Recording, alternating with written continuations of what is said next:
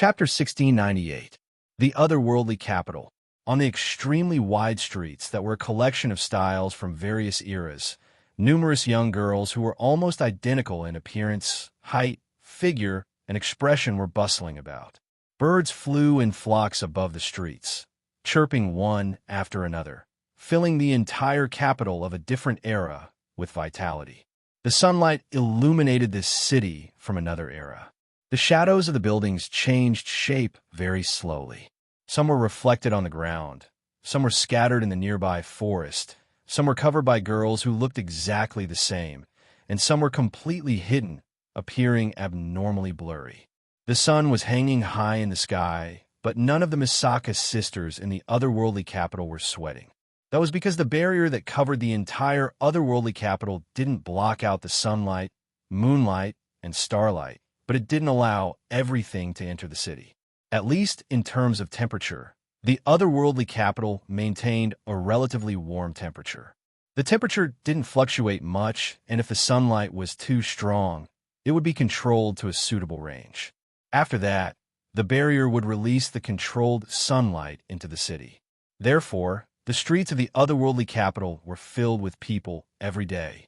The moderate temperature didn't stop the Misaka sisters from finding a reason to stay in the streets. Walking into the streets, one could see the Misaka sisters interacting with each other. It was a heartwarming scene. In the center of the capital of alternate generations, in the topmost hall of the inverted pyramid-like building, the heart of generations, two extremely beautiful girls were gathered by the window, looking down at the scene on the street below, while looking at each other. The street. Makoto muttered. It seems very lively. Hinajika nodded, her expression absent-minded. Yeah, sisters. Makoto muttered again. Seems like they're having fun. Chuju nodded again, still in a daze. Yeah, shops. Makoto muttered for the third time. Seems like they're selling good stuff. Chuju nodded for the third time as well. Her delicate face was still in a daze. It was as if she just woke up. Yeah. After a short conversation, Hinajiku and Makoto looked at each other, and after a long while, both of them sighed. There's streets and shops. Makoto hugged her head. She groaned in pain. Why do we have to stay here? Why can't we go shopping? This time, Chuju didn't look dazed, but her eyes twitched. Do you really want to know the reason? Makoto went silent. The reason? Was there need to say it? Of course, it was because of Chuju and Makoto. She didn't want to experience it again.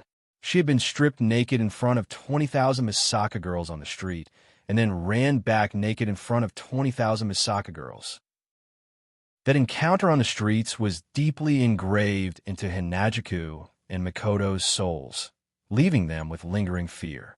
If it wasn't for the fact that there was only Misaka's sister in the otherworldly city and everyone else was girls, the two girls would have died long ago. No, that's not right.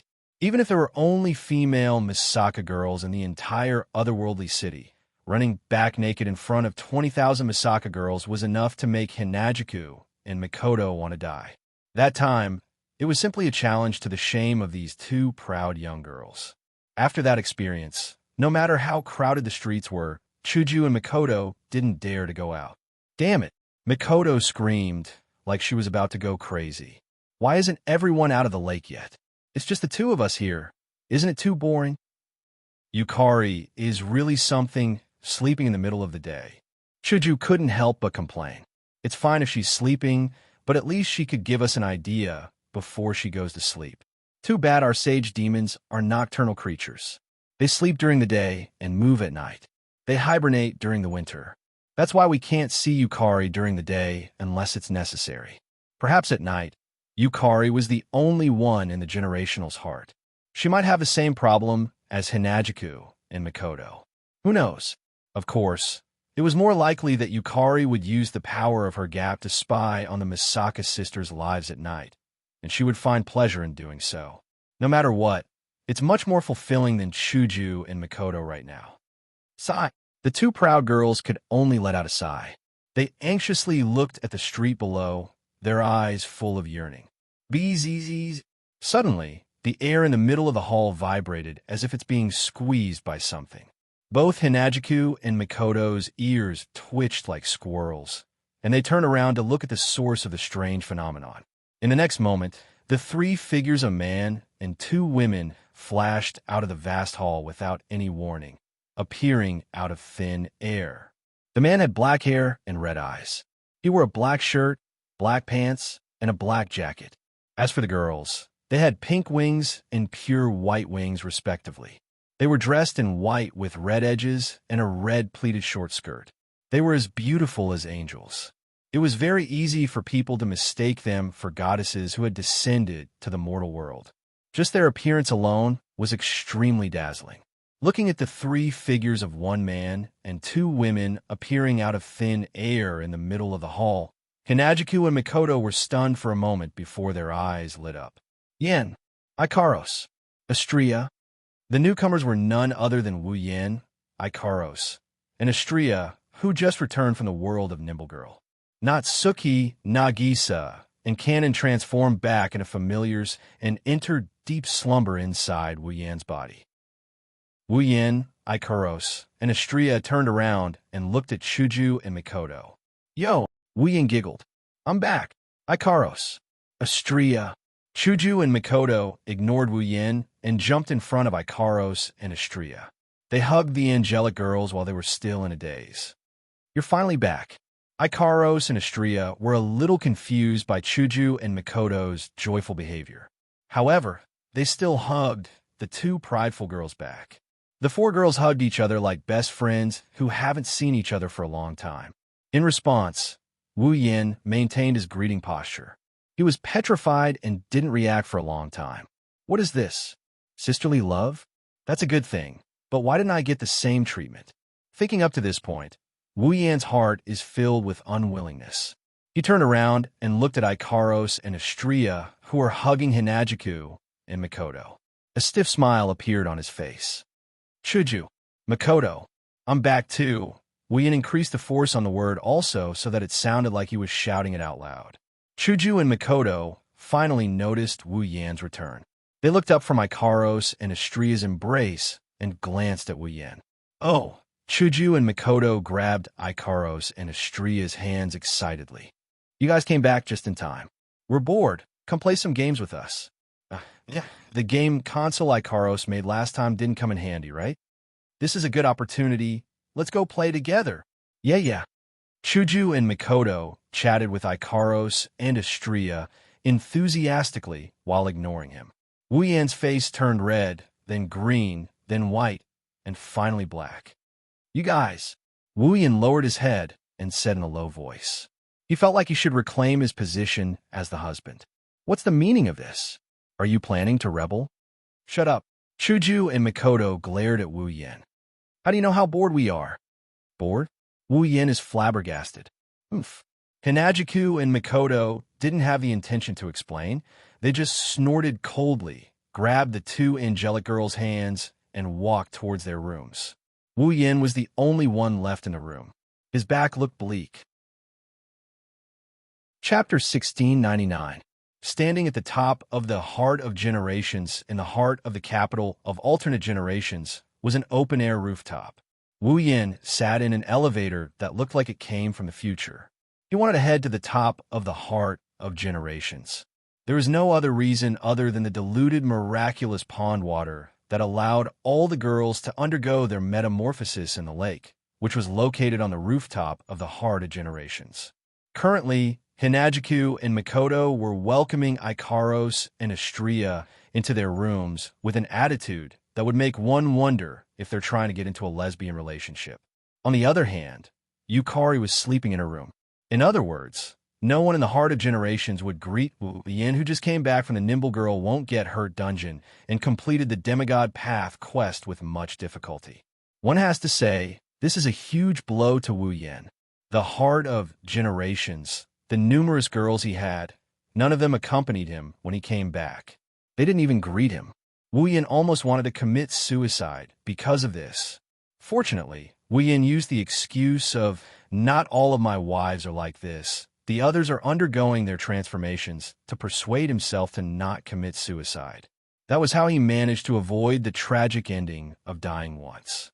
With this thought in mind, Kieran felt a sense of relief. Wu Yin missed the other girls, and he couldn't help but want to meet them. Of course, it was time for him to check on the girls' condition. It was said that they were undergoing metamorphosis, but up until now, the girls had been soaking in the lake. It's been so long since they last met. How could he not miss her? However, Chuju and Makoto's cold shoulder made Wu Yin miss them even more. He wanted to talk to Yukari about the Demigod Path mission, but he decided to bring it forward. With the elevator leading the way, the rooftop of the Heart of Generations was getting closer and closer. They took the elevator from the top floor of the Heart of Generations. They were heading to the rooftop of the Heart of Generations. There wasn't even a floor between them, but Wu Yin stayed in the elevator for a full 5 minutes. Then, the elevator slowly came to a stop. Ding! A crisp sound effect was heard. The elevator finally came to a stop. The door of the elevator opened. Wu Yin could see the scenery outside. It was an open-air rooftop that covered a vast area. The ground was paved with red bricks, as if it was a carpet. Around him were walls that were like the surface of the water, constantly swaying, as if something was flowing. There was no ceiling at the top. Instead, there were bars that looked like they were made of ceramic that formed a fence that covered the entire rooftop. There were canopies on both sides that could be opened with a button at any time. The canopies could be turned into a ceiling. In the center of the rooftop, there was a platform that was about 1 meter higher than the rest of the rooftop. There was a lake that looked like an extra large bathtub on top of it. Inside the lake, there were naked girls with their eyes closed, either sitting or lying in the water.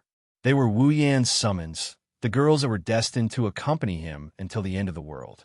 At this moment, in the lake where the young girls were soaking in, a clear stream that was invisible to the naked eye flowed through the water around the naked bodies of the young girls, entering their tender and slender bodies.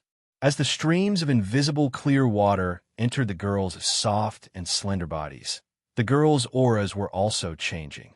One moment it was strong, the next it was weak, and the next it was strong. It was a very rhythmic rise and fall. If one observed carefully, they would find that with every rise and fall, the girls' auras would break through the peak and advance a little. Although it was only a little, if they continued like this, they would benefit a lot. Looking at the girls who were soaking in the lake with their eyes closed, Wu Yin couldn't help but reveal a gentle smile. At this moment, a surprised voice sounded from the side of the lake. Wu Yin was stunned. He quickly turned his head and looked at the source of the voice. It was the bottom of the platform where the girls' clothes were piled up. Then, a petite figure entered Wu Yan's eyes. Her light yellow hair was kept to her shoulders, and on the left side of her head was a ponytail that reached her waist. She was only wearing a pair of white underwear, and her skin and hair were covered with water droplets that dripped to the ground bit by bit. The petite girl held a red and white shirt in her hand, as if she wanted to put it on her petite body that was only wearing a small piece of underwear. Maintaining her posture, the petite girl tilted her head and looked at Wu Yin, who was standing by the elevator on the rooftop. The surprised expression on her cute face froze. Wu Yin looked at the petite girl who was trying to put on her clothes. She looked at him with a pair of red eyes and didn't react for a long time. "What's wrong? You don't recognize me?" "Flander-chan, yes." The petite girl was Flander-chan? Scarlet. It wasn't until she heard Wu Yan's voice that Flander-chan finally reacted. Her red eyes lit up with joy. Flander-chan grabbed the clothes she was about to put on. She flapped her broken wings with colorful crystals hanging from them. She cheered and she charged at Wu Yan. Big brother. An extremely cute little girl, wearing only her underwear, was throwing herself at him. How would an ordinary person feel at this moment? Wu Yan didn't know what other people are feeling, but when he saw Flander-chan coming at him in such an unrestrained manner, he jumped in fright. He quickly caught Flander-chan in his arms. Big brother. Big brother, big brother, big brother. Flander-chan didn't care about her wet body. She hugged Wu Yan tightly and rubbed her head against Wu Yan's chest. Flan missed you so much. Wu Yan wanted to scold Flander-chan, but when he heard her words, all his emotions turned into love. He hugged her tightly. Big brother missed you too, really? Flander-chan lifted her head and pouted. She looked like she was throwing a tantrum. Then why didn't you come to see me? I've been staying in the lake all this time. It's so boring. Big brother went to do a mission. Wu Yin patted her head to comfort her. That's why you didn't come? So, you didn't come to visit Fran because you were too busy, right? Flandre-chan asked with a hopeful look on her face. It's not that you don't want to see me, right? Of course it's not that I don't want to see Flan. Flandre-chan's cute and funny words made Wu Yin smile and scratch her nose. Flan is so cute. Who wouldn't want to see her? Liar. Flandre-chan's expression turned a little unhappy. Big sister locked me up in the basement because she didn't want to see me. Wu Yin tightened his grip on Flandre-chan's wet body and sighed. It seems like Flandre-chan still hasn't gotten over Remilia's decision to lock her up in the basement. Wu Yin kept a straight face even though he's thinking about it. What's wrong? You don't trust Big Brother? Of course I trust Big Brother. Flandre-chan grinned as she rubbed her face against Wu Yan's chest. Her eyes were filled with longing for Wu Yan. Big Brother is different from Big Sister. Big Brother loves me the most and loves me the most. That's why I love Big Brother the most too. Wu Yan didn't see the love in Flandre-chan's eyes, but from her actions and words, he could tell that Flandre-chan likes him from the bottom of her heart. While this made him happy, it also made him like the cute little girl in his arms even more. You really know how to make Big Brother happy. I'm not trying to make Big Brother happy. Flandre-chan wrinkled her little nose. Flan is telling the truth. Yes, I know you're a good girl. Big Brother will give you a reward. Okay? Okay. Her bell-like laughter reverberated in the surrounding space, filled with warmth. Chapter 1700. Heart of Generations, Top Floor Hall. Flandre-chan's light yellow hair fluttered despite the lack of wind, bouncing up and down with its owner's movements. It was fixed to the left side of her head, and her waist-length ponytail swayed back and forth like a tail. Flandre-chan looked like an adorable little animal, and Xianxia couldn't help but want to hug her. Right now, Flandre-chan was wearing her unique goth lowly outfit that was mostly red with white sprinkles. On her head was a white beret with red ribbons. Like a child who just got a new set of clothes, Flandre-chan stretched her petite body and twirled in a circle on the spot.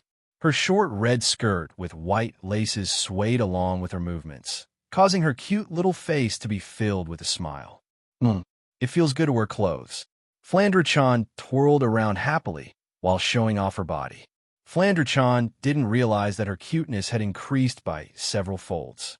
She almost made Wu Yin fall into a daze. Wu Yin slapped his cheeks, and he looked at Flandre-chan with a peculiar glint in his eyes due to the system's perceptive sense. Flandre-chan? Scarlet. Level 88. Level 88. Flandre-chan is only one level away from reaching peak Tier 9. Wu Yin couldn't help but gasp in surprise. He's only at peak Tier 9 after all. He's only one level ahead of Flandre-chan. Flandre-chan's ability to destroy everything with a wave of her hand. This level difference is practically non-existent. Or rather, without using Ruby mode or summoning his familiars, Wu Yan's strength is nothing compared to Flandre-chan's. Flandre-chan may be one level lower than Wu Yan, but in terms of strength, Flandre-chan at level 88 is stronger than Wu Yan at level 89. After the magical pond waters transformation, Flandre-chan's improvement is huge. If I'm not mistaken, Flandre-chan wasn't even level 85 before the magical pond waters transformation. The diluted magical pond water can improve Flandre-chan's strength by so much. That's Flandre-chan's improvement, such a voice said. At the same time, Wu Yan's mind was filled with questions. It rang in his ears. Then, a pitch-black spatial rift filled with ferocious eyeballs appeared in a corner of the hall, occupying the space in that corner. Yukari slowly walked out of the spatial rift with a parasol in her hand. She yawned as she walked, looking like she just woke up. Sister Yukari. Flandre-chan stopped twirling and called out in surprise. You're awake? Wu Yan was a little surprised. He quickly asked, What do you mean Flandre-chan's improvement? Yukari. Have you forgotten how old Flandre-chan's age is? Yukari's half asleep, half awake. As a 495-year-old vampire with such a special ability, what level of strength do you think Fran should have? Yukari. Wu Yan immediately understood what Yukari meant. Flanderchan's mental age is equivalent to a child less than 10 years old, but she's a vampire who's lived for 495 years. Flanderchan's mind and spirit have been in an abnormal state for the past 495 years due to her ability. She would abuse her ability from time to time and destroy everything in front of her, including humans. Flanderchan was no longer affected by her own abilities because her powers were sealed by the sealing aura. Although her mental state was still that of a 10-year-old child, she wouldn't lose control to the point where she would kill for no reason. Flanderchan's mind and spirit are unstable, but she can still freely use her ability to destroy everything, let alone when her mind and spirit are stable. Of course, that wasn't what Yukari wanted to say. What she wanted to say was that Flanderchan had spent almost all of her 495 years in the basement of the Scarlet Devil Mansion. Naturally, Flanderchan didn't train herself like a normal cultivator for the past 495 years. Or rather, she didn't train herself like a normal cultivator. In other words, Flanderchan's strength hasn't improved since the very beginning. Flanderchan's strength has improved by leaps and bounds after 495 years with the help of the miraculous pool water. Don't underestimate Flanderchan for just a few levels. The higher the tier, the greater the gap between each level. Flanderchan's strength had more than doubled with just a few levels. With Flanderchan's ability to destroy everything in her path, other than Wu Yin, who has a familiar, no one else is a match for Flanderchan among Tier 9 cultivators. Is that so? Wu Yin sighed when he understood this. As expected, Yukari doesn't lack monsters. Yukari chuckled, but Flanderchan puffed up her cheeks. Flanderchan isn't a monster. Yes. The adorable Flanderchan isn't a monster. She's a princess. Wu Yin patted Flanderchan's head with a smile. Flanderchan's dissatisfaction melted into comfort. Watching Wu Yin and Flanderchan getting along so well, Yukari yawned again. She sat down on the sofa and crossed her legs. She looked at Wu Yin with a pair of purplish eyes filled with wisdom. The third round of the Demigod Path mission is over, right? Wu Yin picked up Flanderchan and sat across from her. Flanderchan happily wrapped her arms around his neck. The third round of the Demigod Path mission is much smoother than the second round. In fact, if I don't count the fact that I obtained the mission item in advance, the third round of the Demigod Path mission is the smoothest so far. I could tell just by looking at your face. Yukari tapped Wu Yan's forehead with the paper fan in her hand. So, when do you plan to proceed with the fourth round of the Demigod Path mission? I wanted to discuss this with you after you woke up. It's good that you're awake now. Wu Yin giggled. Actually, for the fourth round of the Demigod Path quest, I can choose the instance dungeon to complete. The system will automatically generate the fourth round of the quest after I enter the instance dungeon of my choice. Yukari's eyes lit up. She glanced at Flanderchan and Wu Yan's arms and looked at Wu Yin meaningfully. You can't be thinking of... I can't hide anything from you. Wu Yin tightened his grip on Flanderchan and stared at Yukari. I've decided that I'll proceed with the fourth round of the Demigod Path mission in Yukari. Yukari's expression said, I knew it, while Flanderchan froze. Going back to Yukari? Flanderchan didn't know what to do. In other words, Flan is going back to the Scarlet Fiend Mansion? Wrong. Wu Yin pinched Flanderchan's nose. We're going back to the Scarlet Fiend Mansion. Flanderchan paused for a moment. The bewilderment on her cute face disappeared and was replaced by uneasiness and a little bit of anticipation. Oni-chan, are you going to accompany me to see my sister? Yes. Yeah. Wu Yin adjusted Flanderchan's body so that she's facing him. She's looking at him with a pair of anxious yet expectant eyes. What do you think? Do you want to go back to the Scarlet Fiend Mansion with me? Flanderchan lowered her head. Her body twitched slightly due to her master's complicated thoughts. In the end, Flanderchan couldn't overcome her longing and murmured, I wonder if my sister is angry that I haven't been home for so long.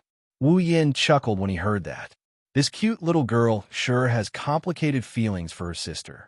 She likes her sister, but hates her at the same time.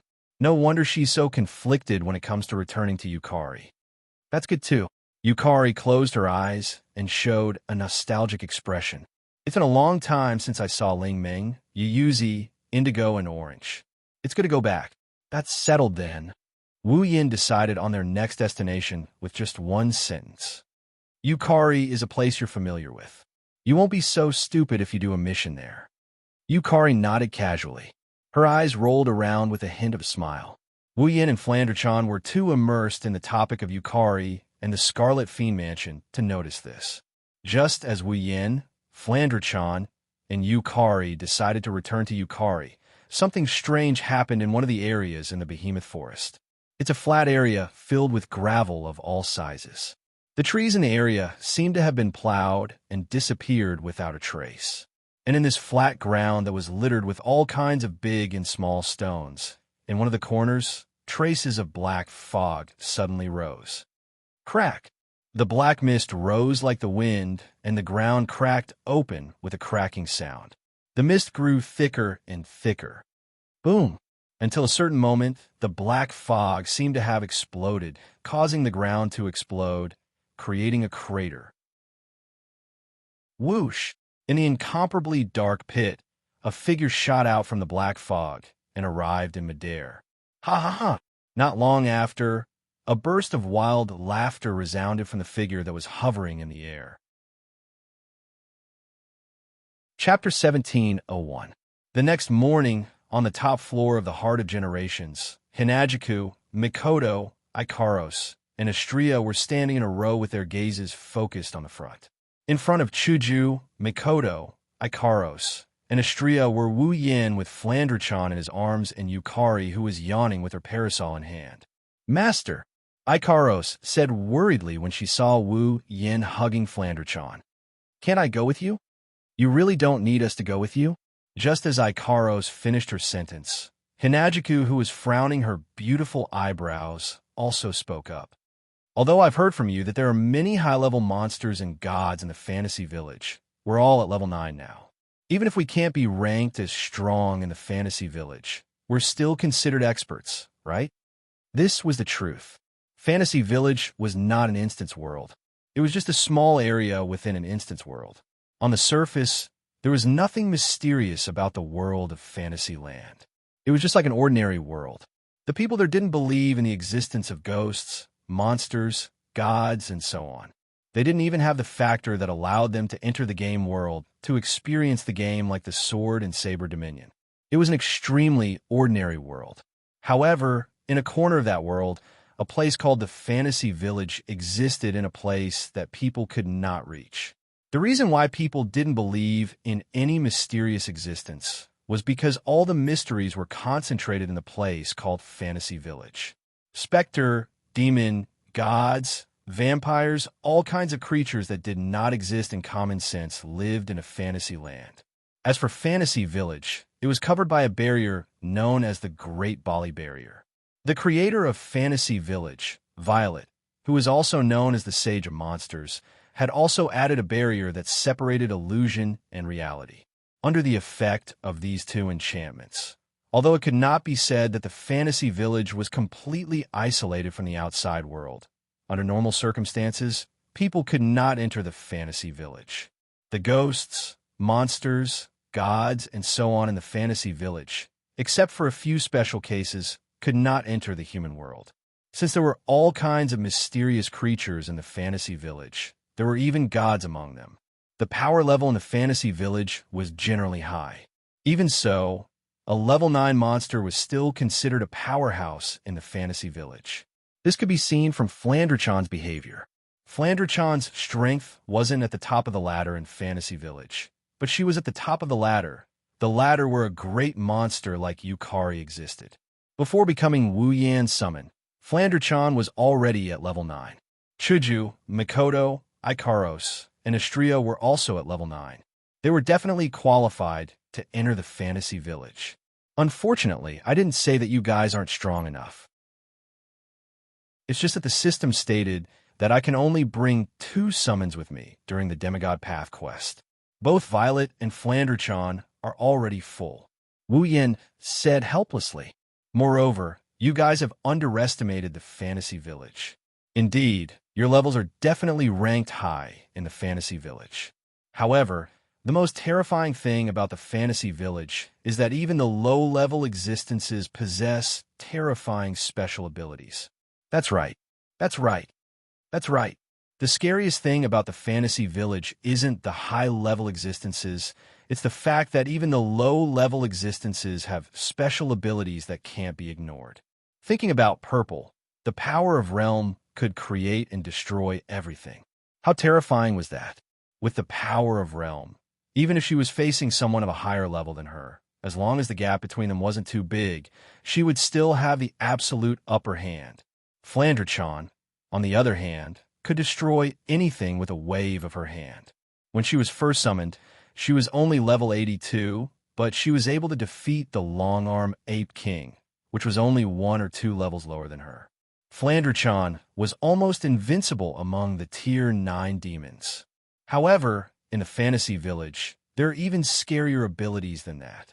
Anyone with a special ability can be pulled into the Spalier world. They might not be able to challenge someone above their level, but it's not hard for them to be invincible among the same level. Shuju and Mikoto are the type that don't have special abilities. Ikaros and Astria have Pandora mode, but it only increases their power. It doesn't grant them any special abilities. It's not going to be easy for them to deal with existences that aren't weak and have special abilities. If Wuyin didn't have Violet and Flandre-chan's Ruby mode and his trump card Familiar, he wouldn't be able to get a good position in the fantasy village with his current strength. Sigh. Mikoto sighed. I wanted to visit Violet and Flandre-chan's hometown. Astria puffed up her cheeks angrily. I really want to go too. There will be plenty of opportunities in the future. Z glanced at the group of girls, and a gentle smile appeared on her face. If it's you guys, I will always welcome you on behalf of the fantasy village. This time, let me experience it first. Wu Yin comforted. How about we all go on a trip to the fantasy village after everything is over? Alright. Shuju, Mikoto, Ikaros, and Astria nodded reluctantly. It won't be long before Shokuho comes out of the lake. Violet opened the paper fan in her hand and covered the lower half of her face with it. With Shokuho and your current strength, you won't be able to find anything in the Spalier world that can threaten the otherworldly capital. So, don't worry too much. Understood. Chuju and Mikoto nodded. Be careful. Master, Ikaros and Astria spoke up. Be careful. Remember to take care of yourselves, too. Wuyin glanced at the 4 girls before taking a step back. He exchanged glances with Yukari, and after Yukari nodded her head, he yelled out the order. System, enter the fantasy village. A strange wave of energy appeared out of nowhere and enveloped Wu Yin, Flandre-chan, and Yukari. It felt like they were being dragged to some unknown place. In the next moment, the 3 of them disappeared on the spot without any warning. There was no trace of them at all. In a daze, Flandre-chan felt a little dizzy.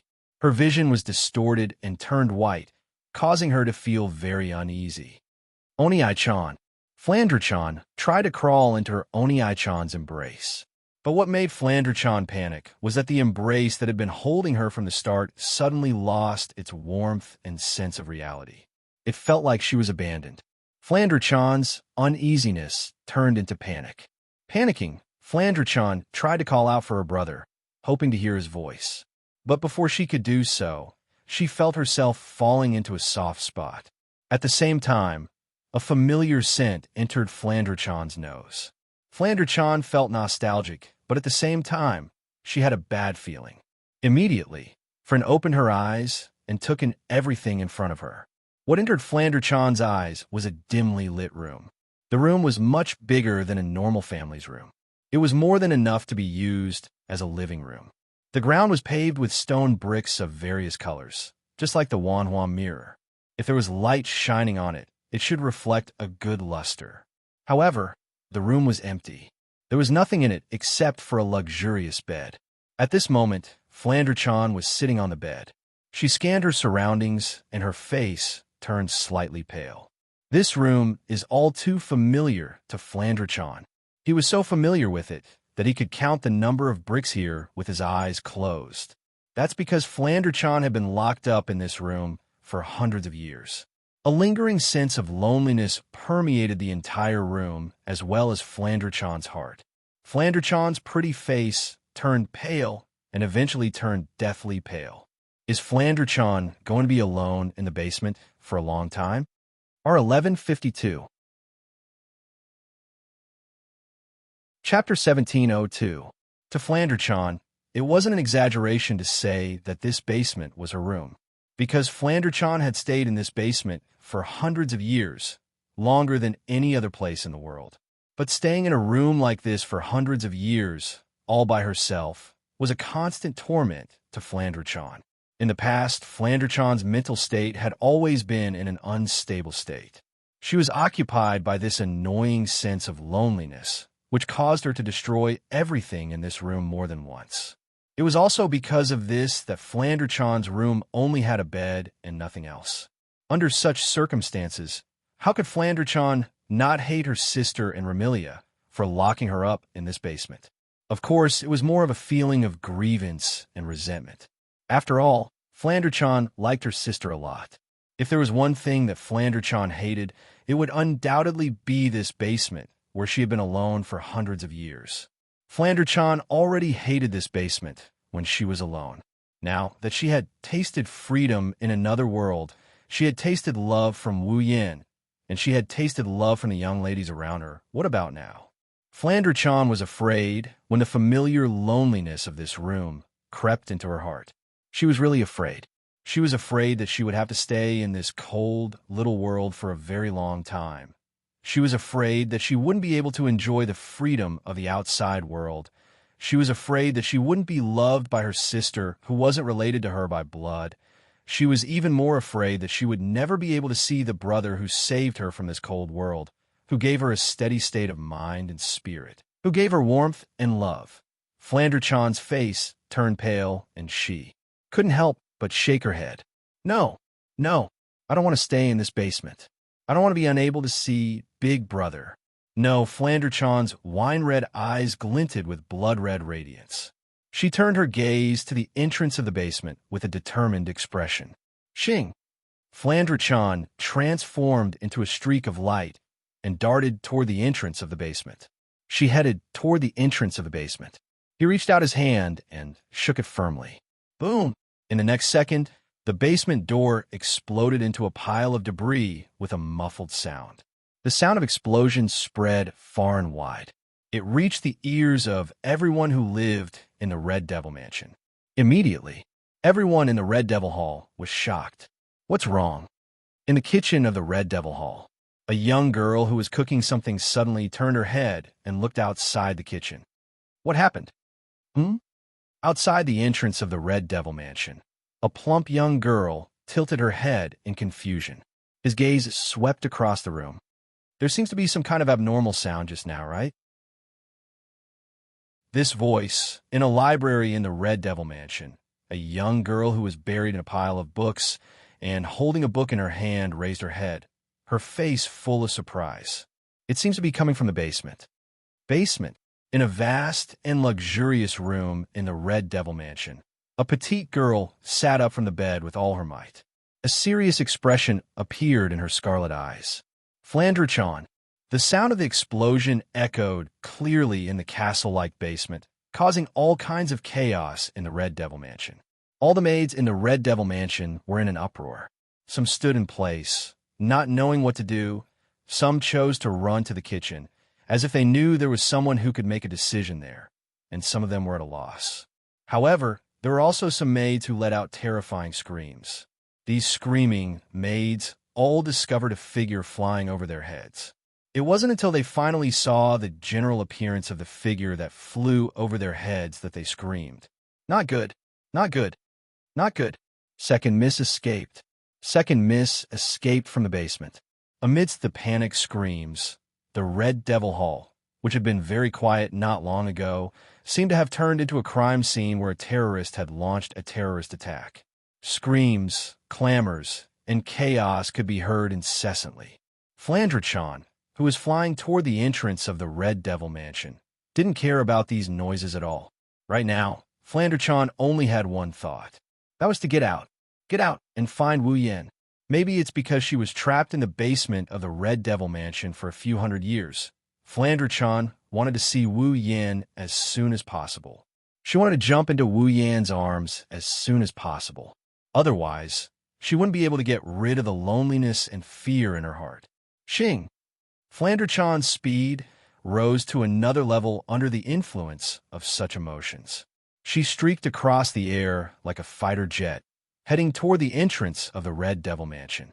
The Red Devil Mansion was indeed huge, bigger than most castles. However, with Flandre-chan's speed, she didn't need much time to cover the entire place. It didn't take long for Flandre-chan to fly out of the hallway and into the largest hall on the first floor of the Red Devil Mansion.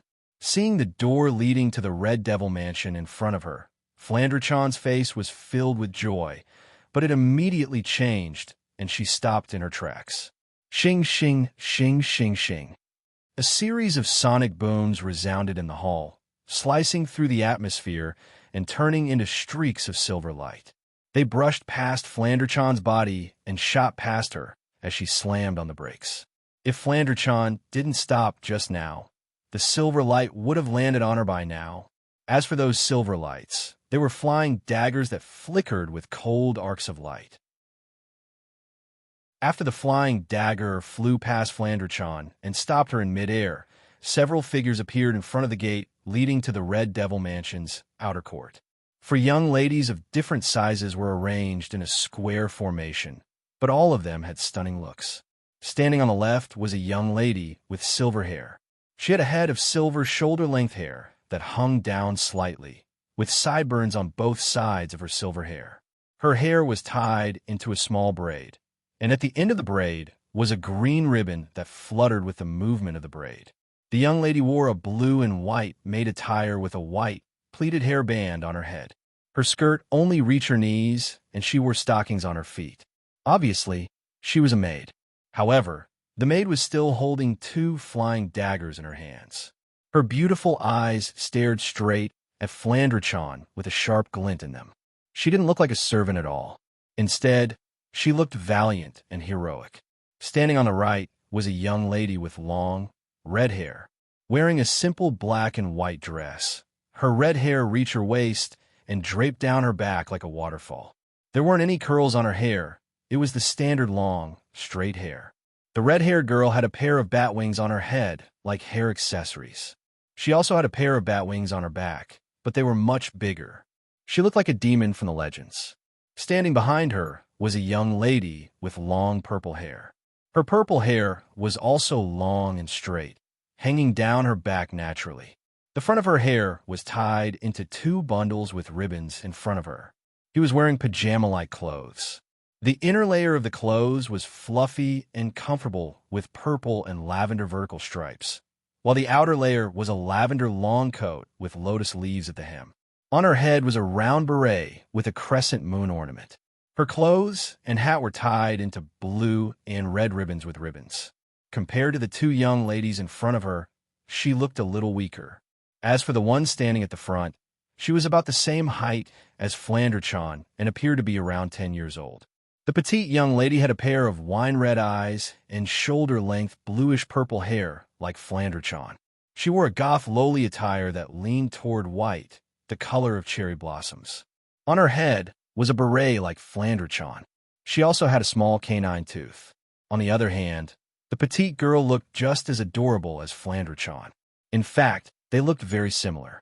However, this petite young lady didn't have broken wings on her back.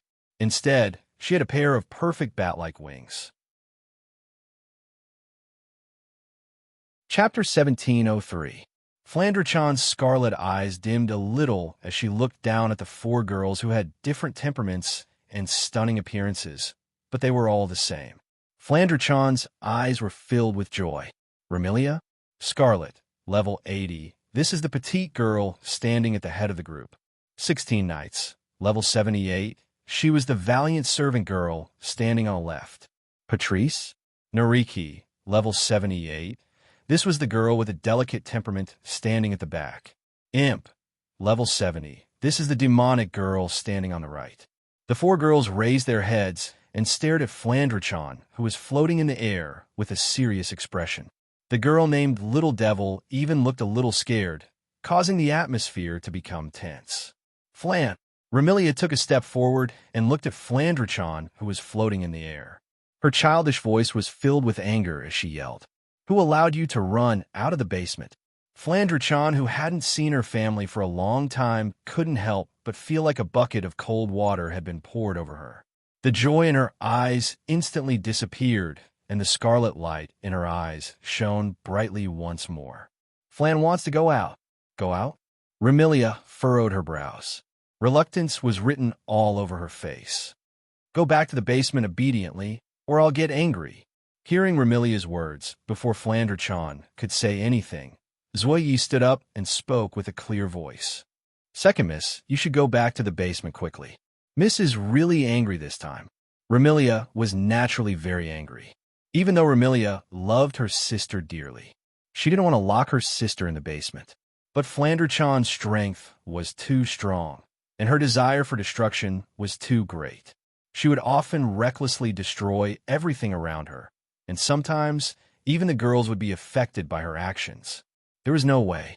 Remilia could only lock Flandre-chan in the basement.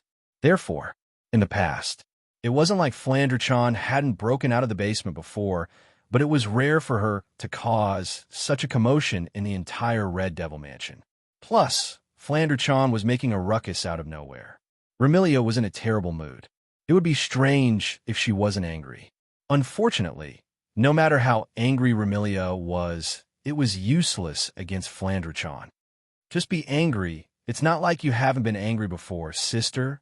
Flandre-chan yelled like a child throwing a tantrum. "Flan wants to go out anyway. Even if you're my sister, if you stop me, I'll beat you down." Remilia cried out in exasperation.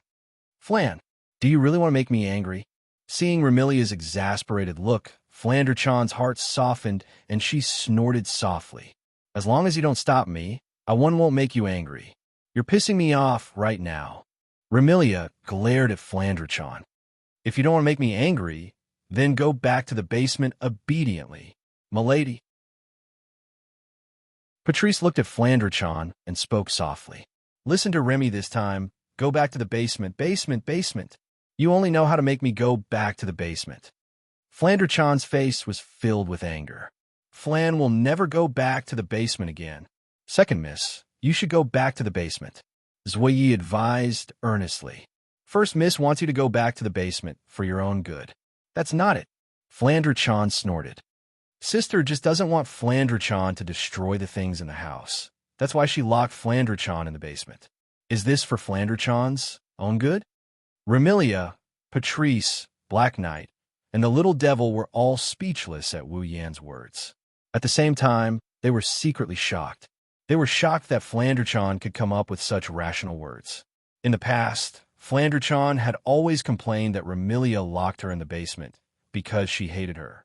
Even if other people's lips were rotten, Flandre-chan would still think so. After all, Flandre-chan's mental state had always been unstable. How could she possibly listen to someone else's explanation? It's no wonder Remilia and the others were shocked that Flandre-chan was able to analyze the situation so clearly. Since you know the reason as well, then you should understand Remy's situation. Patrice softly uttered each word. "Remy will be troubled if you make such a big fuss. Flandre-chan just wants to go out." Flandre-chan's patience was almost worn out. Her words were harsh. "Get out of the way. Otherwise, Flandre-chan won't be polite." Patrice, Black Knight, and the Little Devil cursed inwardly. Remilia dotes on her little sister, but her temper is abnormally bad. Now that Flandre-chan had said something like that, Remilia would definitely not let the matter rest. "Not polite? I would like to see how you're going to be rude." As expected, Remilia laughed out of anger. "Patrice, Black Knight, capture Flandre-chan. Remy, milady." Remilia and Ziyi seemed to want to say something, but they were immediately shut up by Remilia, whose face was filled with anger. "Hurry up." Looking at Remilia's angry appearance, Patrice and Black Knight knew that there was no room for negotiation and could only take deep breaths. "Little Devil." Patrice glanced at the Little Devil. If the opponent is little sister, it's too dangerous for you to be here. You should leave first. The little devil didn't object. She knew what she was capable of and obediently retreated. At this moment, Patrice flipped her hand and revealed a thick book. She looked straight at Flanderchan. Little sister, it's not too late for you to return. It's right for you to obstruct Flanderchan. Flanderchan's eyes glowed red. Since that's the case, Flanderchan will defeat all of you.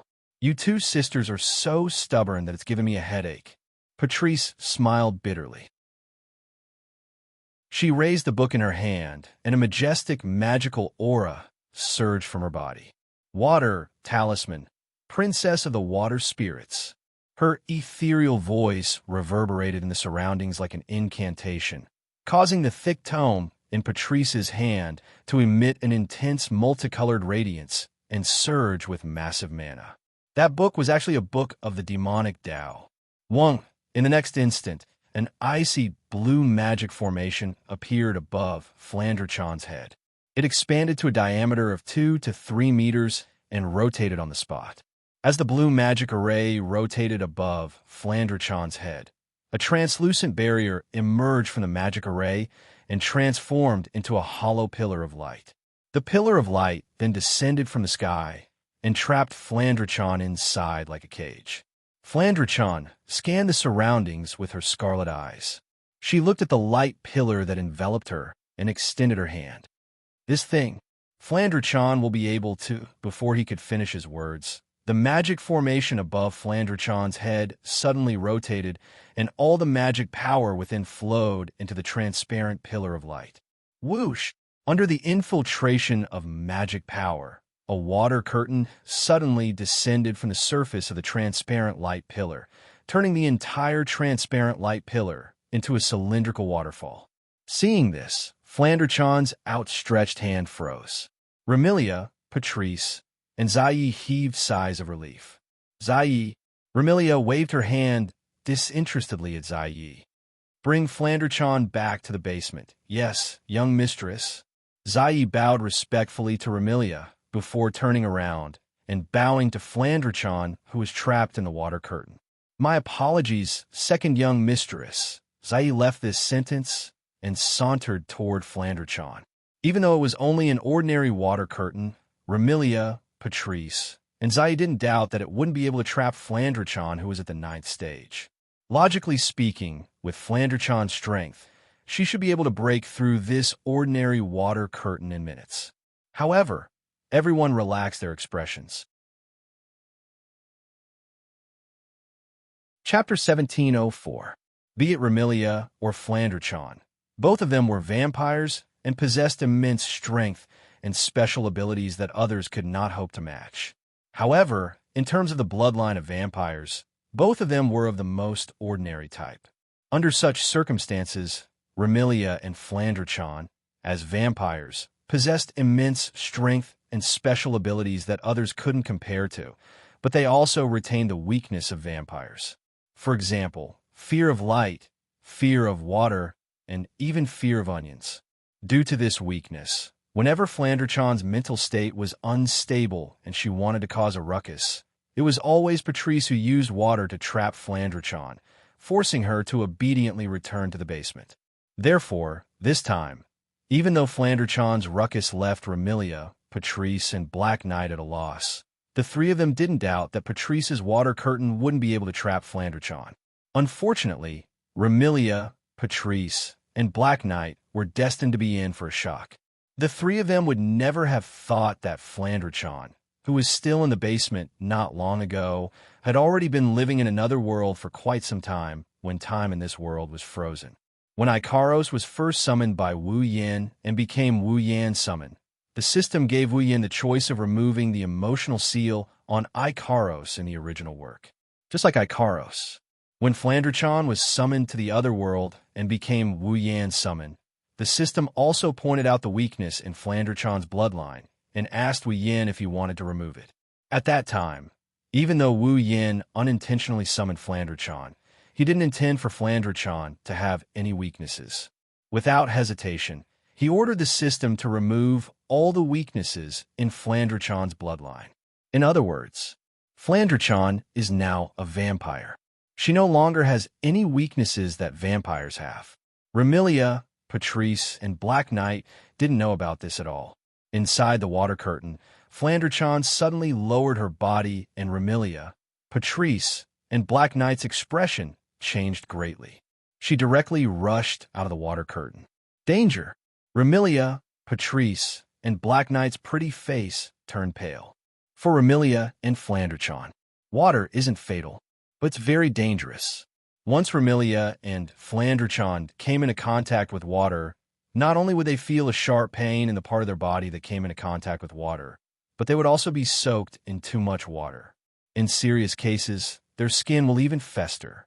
The water curtain that trapped Flandre was like a waterfall, gushing down like a torrential waterfall. Flandre skin would definitely fester and become unrecognizable if she were to fall into the water curtain like this.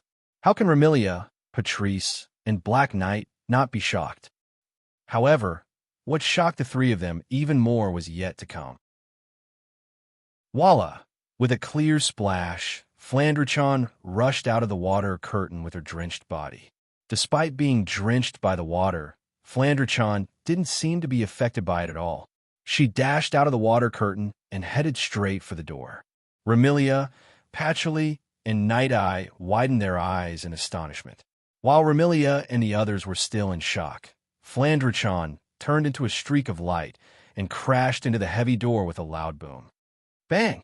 The door leading to the outer court of the Red Devil Mansion was immediately smashed into pieces of wood and scattered in all directions. Flandre dashed out of the Scarlet Devil Mansion as fast as she could without looking back. She dashed into the courtyard and soared into the sky under everyone's watchful eyes. What's going on? Remilia finally reacted. Her face was filled with shock. Flan, why isn't Flandre afraid of water? Neither Patrice nor Xianxia could answer this question, because they didn't know why either. Of course, now wasn't the time to think about why Flandre wasn't afraid of water. Young mistress, Black Knight said anxiously. Second young mistress has escaped. Only then did Remilia recall this matter. Her expression instantly turned gloomy, and even Patrice muttered gravely. This time it might be really serious.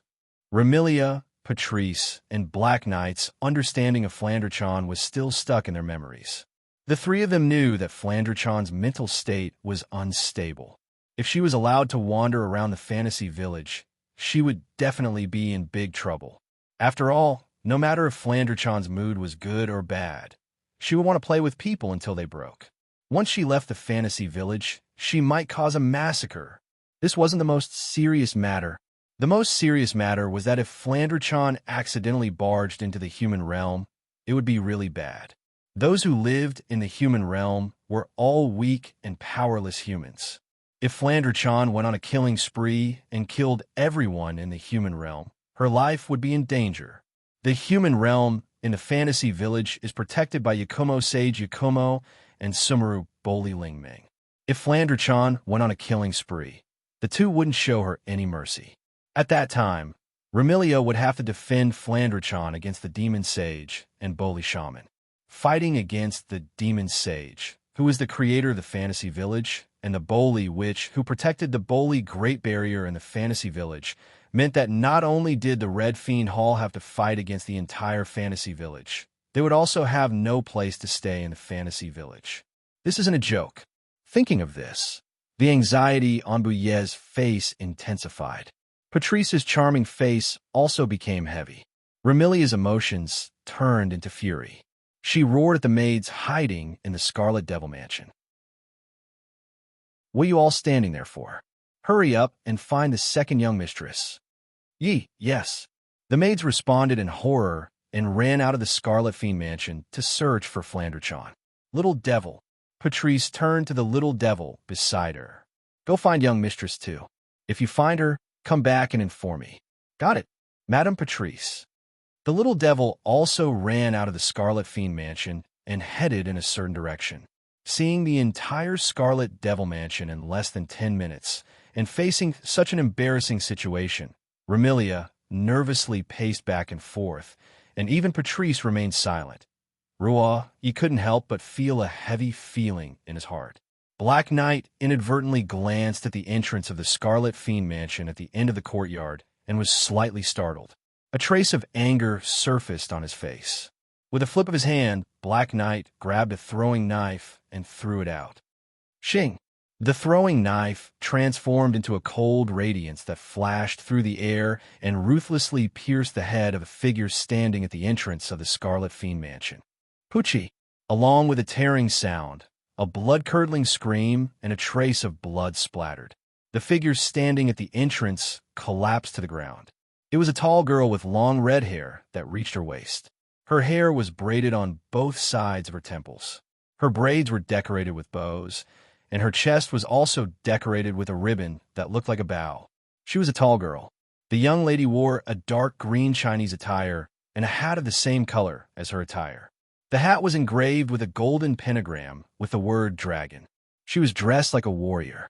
Black Knight couldn't help but feel angry as he gazed at the young lady on the ground. China, why didn't you stop the second young mistress? Wu. The young lady called China pulled out the throwing knife from her head and looked at Black Knight weakly. But, Miss Black Knight, isn't my mission to guard the entrance? Guarding the entrance is not only for you to deal with intruders, but also to prevent people from casually entering and leaving the Scarlet Fiend mansion. Black Knight angrily shouted. Your salary for the next 3 years will be deducted. If you don't find a second young mistress, you won't have a salary for the next 10 years. Yes, yes. The Chinese man immediately broke into a run. Just as he was about to run out, he suddenly seemed to remember something. He turned his head and spoke as if he was giving an order. By the way, Miss Black Knight, my name isn't China. I'm Hong Miling. Black Knight couldn't help but pull out another throwing knife, scaring Hong Miling and causing her to run away. Chapter 1705. Half an hour ago, when the system transferred Wu Yin, Flandrachon, and Yu Kari to the Jinsokyo world, the world warped and Wu Yan's vision blurred. Wu Yin felt the soft body he was hugging lose its weight and disappear. Before he could react, the system's cold voice echoed in his mind. Beep. Detected that user has entered a dungeon. Beep. User has the right to choose the 4th phase of the Demigod Path mission. System has determined the current dungeon world user has entered, automatically generating the 4th phase of the Demigod Path mission. Beep. Extracting the current dungeon world information. Ding. Current dungeon world information collection complete. Beep. Automatically generating the 4th phase of the Demigod Path mission. Ding. Demigod Path mission has been generated. Ding. Demigod Path mission has been activated.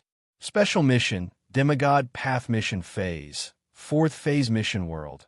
Fantasy village mission details. Obtain blood essence with the power of fantasy X1. Blood essence with the power of state X1. Blood essence with the power of eternity X1. Blood essence with the power of nature X1. Blood essence with the power of time X1. Beep. This is the Demigod Path special mission.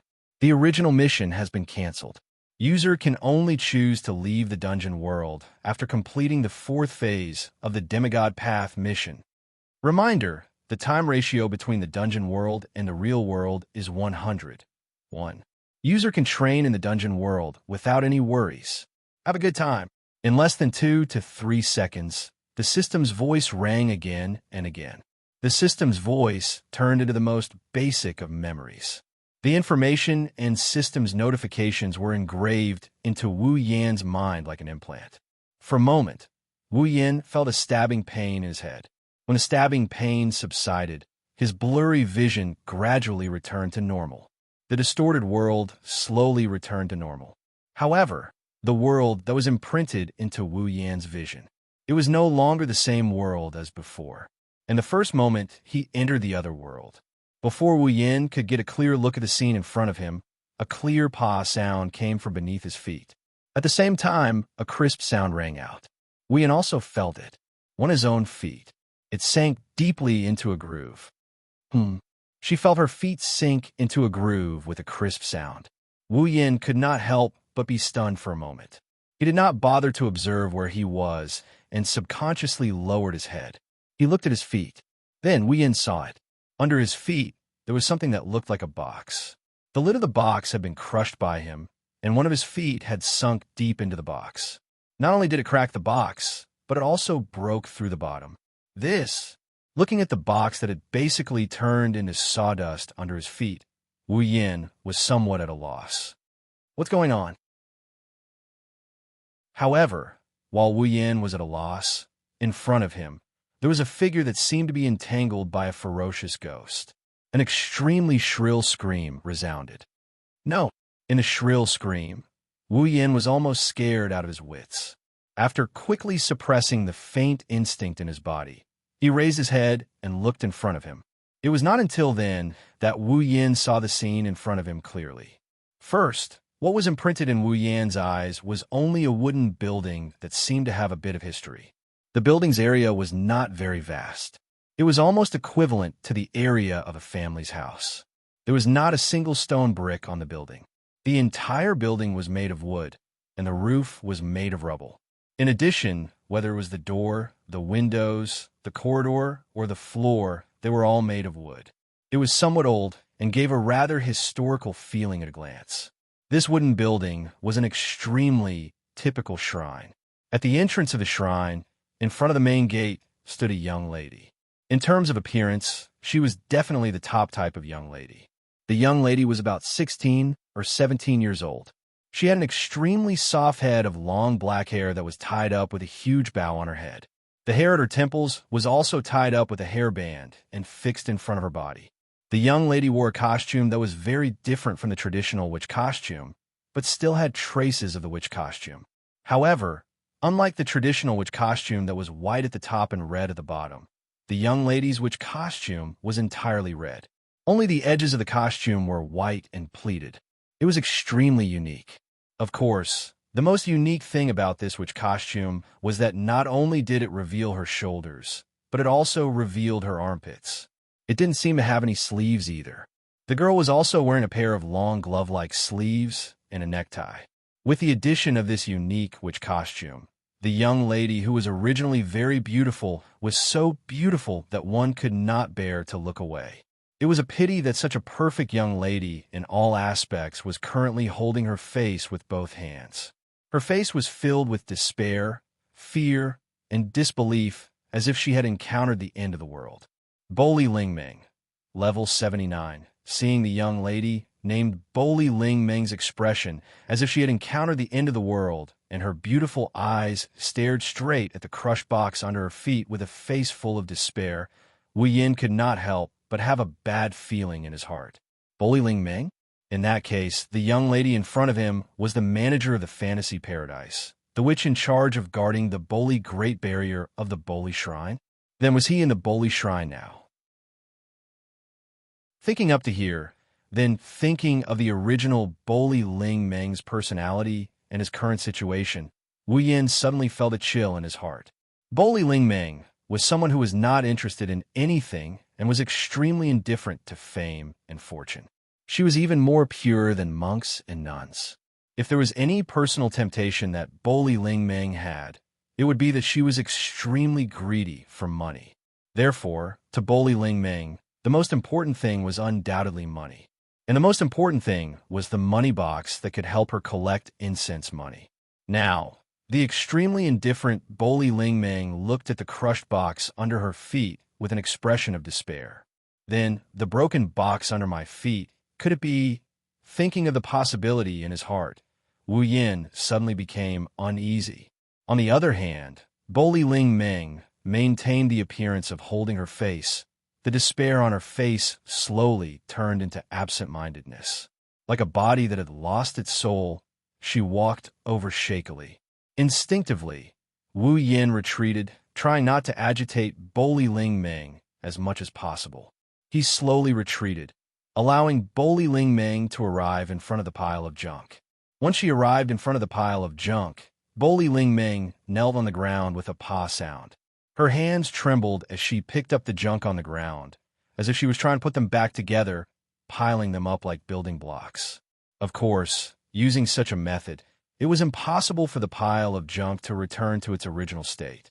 However, Boli Lingmeng was like a mental patient. With a dull face, she kept repeating her actions and muttering nervously, money box, my money box." As expected, to be able to agitate Boli Lingmeng to such an extent, that pile of junk could only be the money box of Boli's shrine. While Wu Yin couldn't help but ridicule her, he also felt a bit guilty when he saw Boli Lingmeng's panicked look. Although he felt that it was better not to agitate the other party, Wu Yin still chose to raise his hand and said weakly, "I'm sorry, I didn't mean to money box."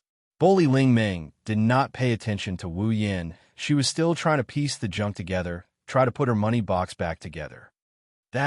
Seeing this, Wu Yin became even more embarrassed. "Although I didn't mean to, it's just a money box. It shouldn't be a big problem, right? There's no money inside anyway, right?" Boli Lingmeng's hand that was piecing together the money box shook violently. She lowered her head, and her body began to emit black gas. Obviously, the biggest pain in Boli Lingmeng's heart was beautifully stabbed by Wu Yin. Chapter 1706. Boli Lingmeng felt that today was definitely the most nightmarish day of her life in the past 10 years. Originally, as the manager of Fantasy Village and the guardian of the Great Boli Barrier, as long as nothing major happened in Fantasy Village, Boli Lingmeng would live a leisurely life. Today was the same. After waking up early in the morning and eating breakfast, Boli Lingmeng picked up the broom in Boli's shrine and leisurely swept the shrine to pass the time. However, in less than 10 minutes, the broom in Boli Lingmeng's hand suddenly broke for no reason. At first, Boli Lingmeng didn't think much of it. She thought that the broom had been used for too long and was too old, so it had died of old age. She went to the storehouse to get some tools to fix the broom and then continued to clean the shrine. However, the broom in her hand broke again and again for more than 10 times. Boli Lingmeng also fixed the broom for more than 10 times before she finally felt that something was wrong. No matter how old the broom was, it shouldn't have broken so many times, right? As a shrine's witch, Boli Lingmeng should have some faith. Unfortunately, Boli Lingmeng didn't believe in any gods. However, it wasn't hard to understand why she would associate some bad things with gods and supernatural forces. Because of this, Boli Lingmeng felt that her broom had been broken so many times. Could this be a bad omen? When the broom in her hand finally broke for the 11th time, Boli Lingmeng believed it. Today, something unfortunate will definitely happen. When this thought rose in Boli Lingmeng's mind, outside the shrine, a crisp shattering sound echoed in the silent space and entered Boli Lingmeng's ears. Hearing that crisp shattering sound, Boli Lingmeng's hand trembled. After shouting in her heart, she rushed out of the shrine and forcefully opened the shrine's door. Then, Boli Lingmeng saw a scene that was like a nightmare to her. Her most precious money box, by a man who didn't even look at it, stepped on it, and it was the kind that was stepped on to pieces. Not only did he crush her, but he had also stepped on that strange man when she was heartbroken. He even mentioned the most painful truth for Boli and Lingmeng. This made Boli Lingmeng's heart go crazy. Could it be? Do I need you to remind me that no one comes to the Bori Shrine to worship, so the money box is empty all day long? On the other side, Lingmeng lowered her head as she looked at Boli. Wu Yan's heart began to beat faster when he saw the black chi all over his body. Don't think that Boli Lingmeng was weak just because she was only level 79, the pinnacle of Tier 8. She was definitely the most invincible existence in Fantasy Village. This was not a joke. It was the truth. As the name implied, as the manager of the Fantasy Village and the protector of the Great Bali Barrier, Boli Lingmeng was invincible in the Fantasy Village, or more accurately, in the Great Bali Barrier, as long as she was within the range of the Bori Great Barrier. Boli Lingmeng would enter an extremely magical state. If others attacked her, they would not be able to hit her at all. However, when she attacked others, not only would she be able to hit them, She could even increase the power of her attacks when necessary. Not only that, Bo Li Lingming also had an ability called God's Possession. She could use the same method as spirit descent to invite a god to possess her and display unimaginable combat strength. In other words, in Fantasy Village, not only would Bo Li Lingming not be injured, she could even cheat when necessary. Against such an opponent, even Violet, the creator of Fantasy Village, would not be able to do anything to her. Therefore, angering Bo Li Lingming in Fantasy Village was definitely a very irrational thing to do. This shameless red and white, which would not fly into a rage out of humiliation and directly go berserk, right? The more he thought about it, the more Wu Yin felt that it was possible. In order to not cause any trouble, Wu Yin sighed. Well, it is indeed my fault that I stepped on your things. Don't worry, I will be responsible for repairing them. When such a sentence came out, the black gas on Bo Li Lingming's body stagnated as if it did not exist in the first place and retreated back into Bo Li Lingming's body. Then, Bo Li Lingming raised her head and looked at Wu Yin with a doubtful gaze. Really? Seeing Bo Li Lingming's doubtful expression, Wu Yin could not help but roll his eyes. It's just a money box. Do I have to lie to you? What do you mean by just a money box? Bo Li Lingming raised her eyebrows. That is the most important godly item in the Bori Shrine. Godly item? If I could stuff myself full of money every day, then it would be a godly item. But wouldn't it be empty all day? More like trash, right? Resisting the urge to complain, Wu Yin was too lazy to bother with Bo Li Lingming's correction. He walked in front of Bo Li Lingming and half knelt down. He stretched out a hand and pressed it on the pile of broken wood. The next moment, mana gushed out. Wu Yin opened his mouth slightly and uttered a couple of incantations that turned the mana into a substantial form. That's how it worked. Under Bo Li Lingming's gaze, the broken money box trembled, and as if time was flowing backwards, it pieced itself back together bit by bit. Finally, it was restored to its original state. Seeing her money box restored to its original state, Bo Li Lingming's eyes lit up. Without caring about her image, she hugged the box that was half the size of her body. It's really fixed. Looking at how Bori and Rei Ming are rubbing against his money box like it's a treasure, Wu Yin dryly laughed and choked on his words. At this moment, Bo Li Lingming rubbed her money box while speaking to Wu Yin with a face full of joy. I thought you were a human who was lost from the outside world. I didn't expect you to be a mage. Although Fantasy Village could not be said to be a separate world and was still connected to the real world, due to the existence of the Bo Li barrier and the realm of illusion and reality, it could be said to be isolated from the real world. The only point of intersection between Fantasy Village and the real world was this Bo Li shrine. In a certain place in the real world, there was also a Bo Li shrine. It was the same existence as the Bo Li shrine in Fantasy Village. Just like two sides of water, they were reflections of each other. If someone in the real world accidentally passed through the barrier of the Fantasy Village through the Bori Shrine outside, then they would arrive at the Bori Shrine in the Fantasy Village. Of course, not everyone could pass through the enchantment of the Fantasy Village. Those who could pass through the enchantment of the Fantasy Village and come to the Fantasy Village either had some special place or had been forgotten by the people in the real world and lost in here. As the manager of Fantasy Village, Bo Li Lingming could not say that she knew everyone in Fantasy Village, but she could more or less tell if someone was from Fantasy Village from their aura. That was why she said that Wu Yin was lost in Fantasy Village. After all, Bo Li Lingming could not feel the aura of someone who lived in Fantasy Village from Wu Yin. As for the mage that Bo Li Lingming mentioned, it was a magician. In Fantasy Village, there was no difference between magic and magic. As long as magic was used to create miracles, it was called magic. As for the existence that used magic, it was called a mage. Mage? Wu Yin scratched his cheek. Well, it doesn't matter if you think so. Hearing Wu Yan's perfunctory explanation, Bo Li Lingming glanced at him and did not ask further. She looked like she found it troublesome. I don't care if you're a human or a mage, since you're in Fantasy Village. As the manager of Fantasy Village, you should answer a few of my questions. Otherwise, If you get into trouble in the future, I'll be the one in trouble. All right, Wu Yin bitterly smiled. Although I can't guarantee that I can answer all your questions, I'll listen. You're quite arrogant, outsider. Bo Ling Ming curled her lips and stood up. She patted the dust off her knees and turned around to face Wu Yan. Then, tell me, what's your name? Name?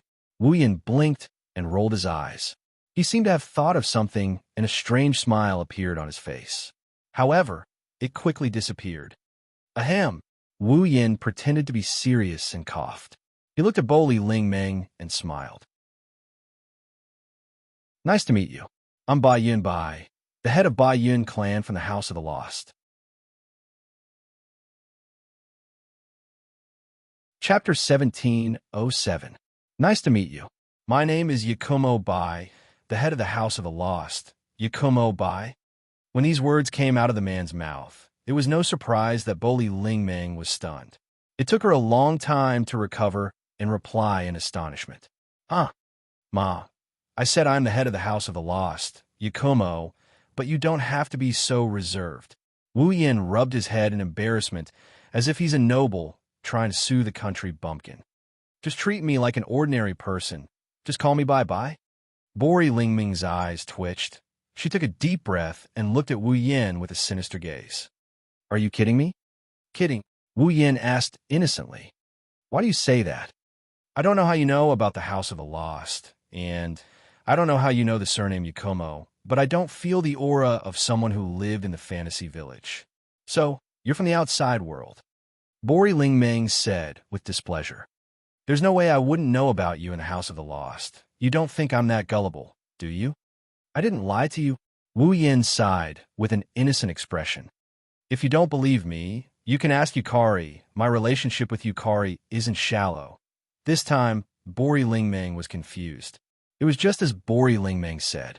If the House of the Lost had someone with the surname Yakumo, it's impossible for Yukari to not know. After all, the relationship between the Bori Shrine and the House of the Lost was not shallow. One was the manager of the fantasy village. The other was the creator of the fantasy village. Bori Ling Ming and Yukari's relationship wasn't simple. If this Yakumo Bai was really from the House of the Lost, Yukari wouldn't hide it from Bori Ling Ming. However, this person who didn't have the aura of someone who lived in the fantasy village knew about the House of the Lost and said the name Yukari. It was obvious that he wasn't an outsider. Could it be? Could it be that she was mistaken? Bori Ling Ming knocked on her head in distress. She suddenly realized something and stared at Wu Yan. Even if you're from the House of the Lost, the head, do you think I'll believe you? House of the Lost. Yakumo. To put it bluntly, it was just the place where Z lived. In other words, the House of the Lost. Yukari is the real master. Being the head of the House of the Lost was just a bunch of nonsense. Wu Yin seemed to have expected such a question from Bori Raimu.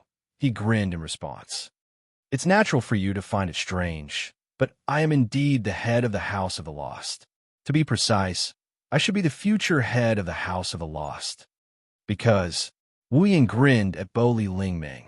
What he said made Bo Ling Ming flabbergasted. Purple is my fiancé. What did you say? Bo Ling Ming cried out. Yukari is your fiancé? That's it. Wu Yin humbly told Bori Ling Ming. Please take care of my House of the Lost in the future. This is definitely a joke. Bo Ling Ming seemed to have suffered a blow. She took 2 steps back and loudly shouted. How could anyone want that moldy old hag? Just as he said that, a black crack filled with eyeballs appeared above the shrine. Before Wu Yin and Ling Ming could react, a black beam of light shot out. The black beam of light fell straight down. Wu Yin and Ling Ming only saw a blur in front of their eyes. The black beam of light landed on the recently repaired cash box. Pung! The black beam of light blasted the cash box that Ling Ming treated as her life into powder. Not even a piece of wood was left as it dissipated with the wind. Ah! Bo Ling Ming stared blankly at the original spot where the money box had been. Looking at the empty spot, not even a single piece of wood was left behind. She once again let out a desperate scream. My cash box! Amidst her sorrowful cries, Bo Ling Ming threw herself onto the ground where the money box had originally been. It was as if the money box had not disappeared, but had instead become invisible. Her delicate hands groped around the box. But of course, she could not find anything. It's gone. It's really gone. Tears gushed out of Bori Ray's eyes. She raised her head and looked at the gap in the sky above the Bori shrine as she screamed in rage. Yukari, come out. Lingmeng yelled. Yukari did not come out of the crack. Instead, the crack closed and disappeared. Seeing this, Bori Lingmeng was so angry that she wanted to die, but she couldn't do anything about it. Wu Yan, on the other hand, breathed a sigh of relief. Flandre-chan and Yukari were not by his side when he first arrived at the fantasy village. Wu Yan was worried that something might have happened to them. Now, it seems like Yukari and Flandre-chan have returned to the place where they were before they became Wu Yan summons. Yukari, that be asterisk start. Wu Yan grumbled as he looked at the empty sky. Since you've been paying attention to this place, you should at least come out and show your face. You made me worry for nothing. That's right. Tell her to come out. Bori Lingmeng leapt up from the ground and arrived in front of Wu Yan. She grabbed Wu Yan by the collar and started shaking him. Tell her to come out. Tell her to come out. With Yukari's personality, she won't come out even if you yell your lungs out. Wu Yan felt dizzy. If you want to see Yukari, why don't you go to the House of the Lost and look for her yourself? If I can find the House of the Lost, why would I need you to tell her to come out? Lingmeng hissed. In the fantasy village, everyone only knows about the existence of the House of the Lost, but no one knows its exact location. Oh, Wu Yan asked curiously. He really didn't know about it. Even you don't know? On the surface, the relationship between Yukari and Raydream seemed to be very bad. But seriously speaking, not only did the two manage the fantasy village together, but as the shaman of the Ray Shrine, Raydream definitely had a closer relationship with Yukari than others. Does that mean Lingmeng doesn't know where the House of the Lost is? Every time Violet invited someone to the House of the Lost, she would directly use her ability to bring them there. I'm afraid only Yuzi knows the real location of the House of the Lost. Boli's spirit dream grimaced. Aren't you the head of the House of the Lost? Don't tell me you don't know where your house is. Huh? Wu Yan chuckled. You're right. I really don't know where the House of the Lost is. You. Lingming's hands trembled as she clenched her fist. She didn't hit Wu Yan's head with it. Instead, she let go of Wu Yan's collar. Forget it. If that's the case, you'll have to fix my money box again. I can't do it this time. Wu Yan raised his hands in surrender. If there's any remains, it won't be hard to fix it. But now, the money box has completely evaporated. There's not even a speck of dust left. I don't care. I don't care. Boli Lingmeng clearly intended to be shameless. If you can't fix it, you'll have to make me a new one.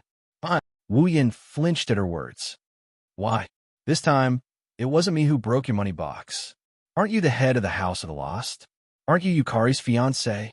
Boli Lingmeng waved her hand impatiently.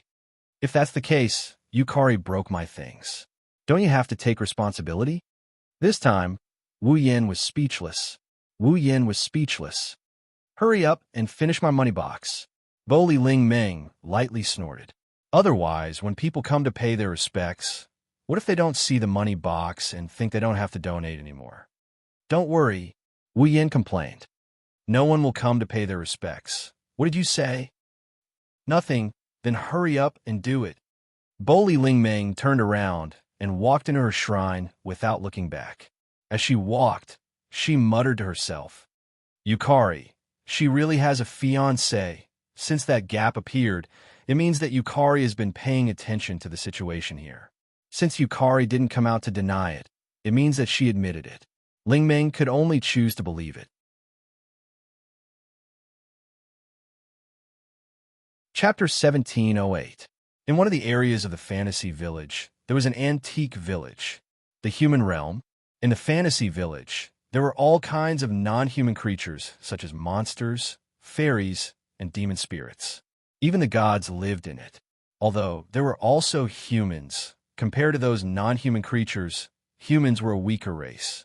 Unlike the non-human creatures who were born with a certain amount of power, or even a huge amount of power, humans were born with no advantages. If there was nothing special, they would not have any power at all. However, monsters, fairies, demon spirits, and so on were all races that would attack humans, devour them, and feed on them. This caused the humans living in the fantasy village to not only have a very low status, but it was also accompanied by danger everywhere.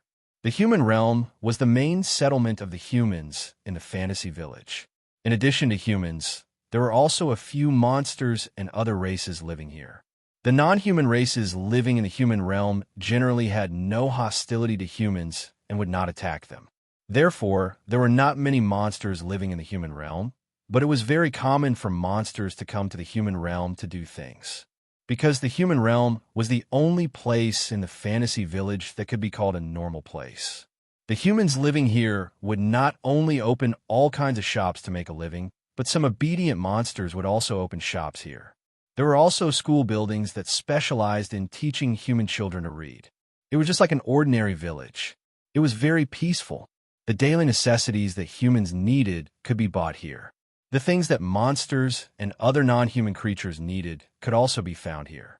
Some shops would be open until late at night and become exclusive shops for monsters, so that the monsters who were active at night could be active during that time. So, during normal times, even the monsters and other races outside the human realm would come to the human realm to shop. In addition, there were people who specialized in repelling monsters living in the human realm. Bowley Witch and a monster sage would also protect the human realm from behind. If one lived in the human realm, it was very safe and wouldn't be attacked by life forms of other races. Of course, it was another story if one went out. At this time, it was morning. There was still some time before noon, but the mortal world was very lively. Many people came to buy groceries for lunch, shuttling back and forth on the streets. Some monsters also mingled in the crowd, patronizing some shops. The entire human realm was like an ancient market, bustling with noise and excitement. On this bustling street, there were many people. Amidst the flow of people, a cute little girl also came here. As she walked, she sucked on her finger and looked left and right as if she had no relatives. The newcomer. It was Flandre-chan who had escaped from the Scarlet Devil Mansion. After escaping from the Scarlet Devil Mansion, Flandre-chan flew at her fastest speed and ended up in the human world. Originally, Flandre-chan had been locked up in the basement by Remilia for 495 years. Other than the Scarlet Devil Mansion, basically, he had never taken a single step outside. Under such circumstances, Flandre-chan really wanted to find Wu Yin, but she didn't know where to look. She could only choose a random direction and search aimlessly. The reason she stopped at the human realm was because it was very lively. Not only did it attract Flandre-chan's attention, but it also made Flandre-chan think that her brother might be here as well. And so, Flandre-chan began to wander around the human realm. Of course, she was also aimless. Looking at the owners of the surrounding shops shouting and observing the people who walked past them, Xianxia thought to himself, "What a pity!" Flandre-chan carefully avoided the crowd while sucking on her finger like a lost child, mumbling pitifully, "Big brother, where are you?" On the street, many people noticed this unusually cute little girl who was dressed differently and had a pair of broken crystal wings on her back. They all felt that she seemed to be lost and hesitated whether they should go up and ask her about it. But in the midst of hesitation, no one chose to approach her. It wasn't that the humans in Fantasy Village were all cold and indifferent. It was just that this little girl with broken wings and a crystal was obviously not a human. Moreover, she had never shown her face in the human realm before. Facing such an unknown existence who might be a monster, no matter how cute she was, no one dared to approach her recklessly. Who knows, maybe she hates humans and doesn't want to interact with them. If she approached, she might be attacked. Under the gazes of many passers-by, Flandre-chan sucked on her finger and looked around. But not long after, Flandre-chan stopped in her tracks and fixed her gaze on a shop in front of her. It was a shop selling baked bread. Looking at the piping hot baked bread, Flandre-chan couldn't help but cover her stomach, feeling a little hungry. Ugh. Flandre-chan was in a dilemma. Big brother. She wanted to continue looking for her brother, but she also wanted to buy something to eat. For Flandre-chan, this small conflict was enough to make her feel a little troubled. But in the end, Flandre-chan couldn't overcome her desire for the baked bread. She walked to the front of the shop and stared at the baked bread. Little girl. The shop owner seemed to have noticed Flandre-chan standing in front of the shop. He hesitated for a moment before choosing to approach her and asked carefully, "Do you want to eat a baked bread?" Flandre-chan looked up. Her cute big eyes looked at the shop owner, who was at least 10 years old, and nodded. Flandre-chan is hungry. Seeing that this non-human little girl didn't seem to reject humans, the shop owner heaved a sigh of relief and a smile appeared on his face.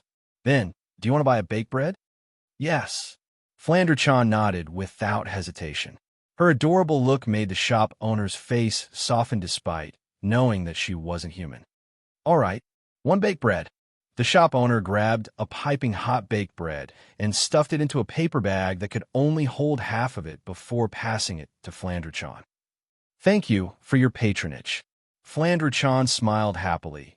Just as she was about to reach out for the baked bread, an anxious voice sounded behind her. "Flan!" Hearing the voice, Flandre-chan's happy smile instantly crumbled. She turned her head around indignantly and looked towards the source of the voice. Not far away, on the other side of the street, two figures were standing there. One was a petite girl about the same height as Flandre-chan. The other was a silver-haired maid holding a parasol for the petite girl. The other was a frail girl dressed like pajamas. She was panting slightly. They were Remilia, Lai, and Patrice. "Flan." Remilia's anxious expression softened when she saw Flandre-chan standing in front of shop. She was about to reach out for a biscuit when she saw Flandre-chan. Instead, she was filled with anger. "I finally found you." "Little sister." Patrice calmed her rapid heartbeat and breathing. She was surprised to see Flandre-chan standing on the street. "Not only are you not afraid of water, you're not even afraid of sunlight?" "Second miss," Lai said worriedly. "Why don't you come over and let me hold a parasol for you?" "I don't need it," Flandre-chan said angrily. "Big sister, how did you find this place?" "A fairy reported that she saw you enter the human realm, so we rushed over," Patrice explained. "Little sister, Remy was very worried about you. She didn't even care about the sun outside and insisted on coming out to find you." Hearing this, the anger on Fran's face dissipated. She looked at Remilia, who was cowering under the parasol, and lowered her head. "Big sister is such an idiot. You're the idiot. You almost caused the entire Scarlet Devil Mansion to collapse." Remilia shouted. "Hurry up and come home with us. Flan won't compromise on this." Flandre-chan stubbornly said. "Big sister is a bad person. Why did you have to lock Flandre-chan in the basement?" "Isn't that because you're always causing trouble?" Remilia said irritably. "Do you want to keep causing trouble for Big Sister?" "Of course not," Flandre-chan retorted. "Then, Big Sister, do you think Flandre-chan is causing trouble for Big Sister?" Remilia, Patrice, and Lai were all speechless.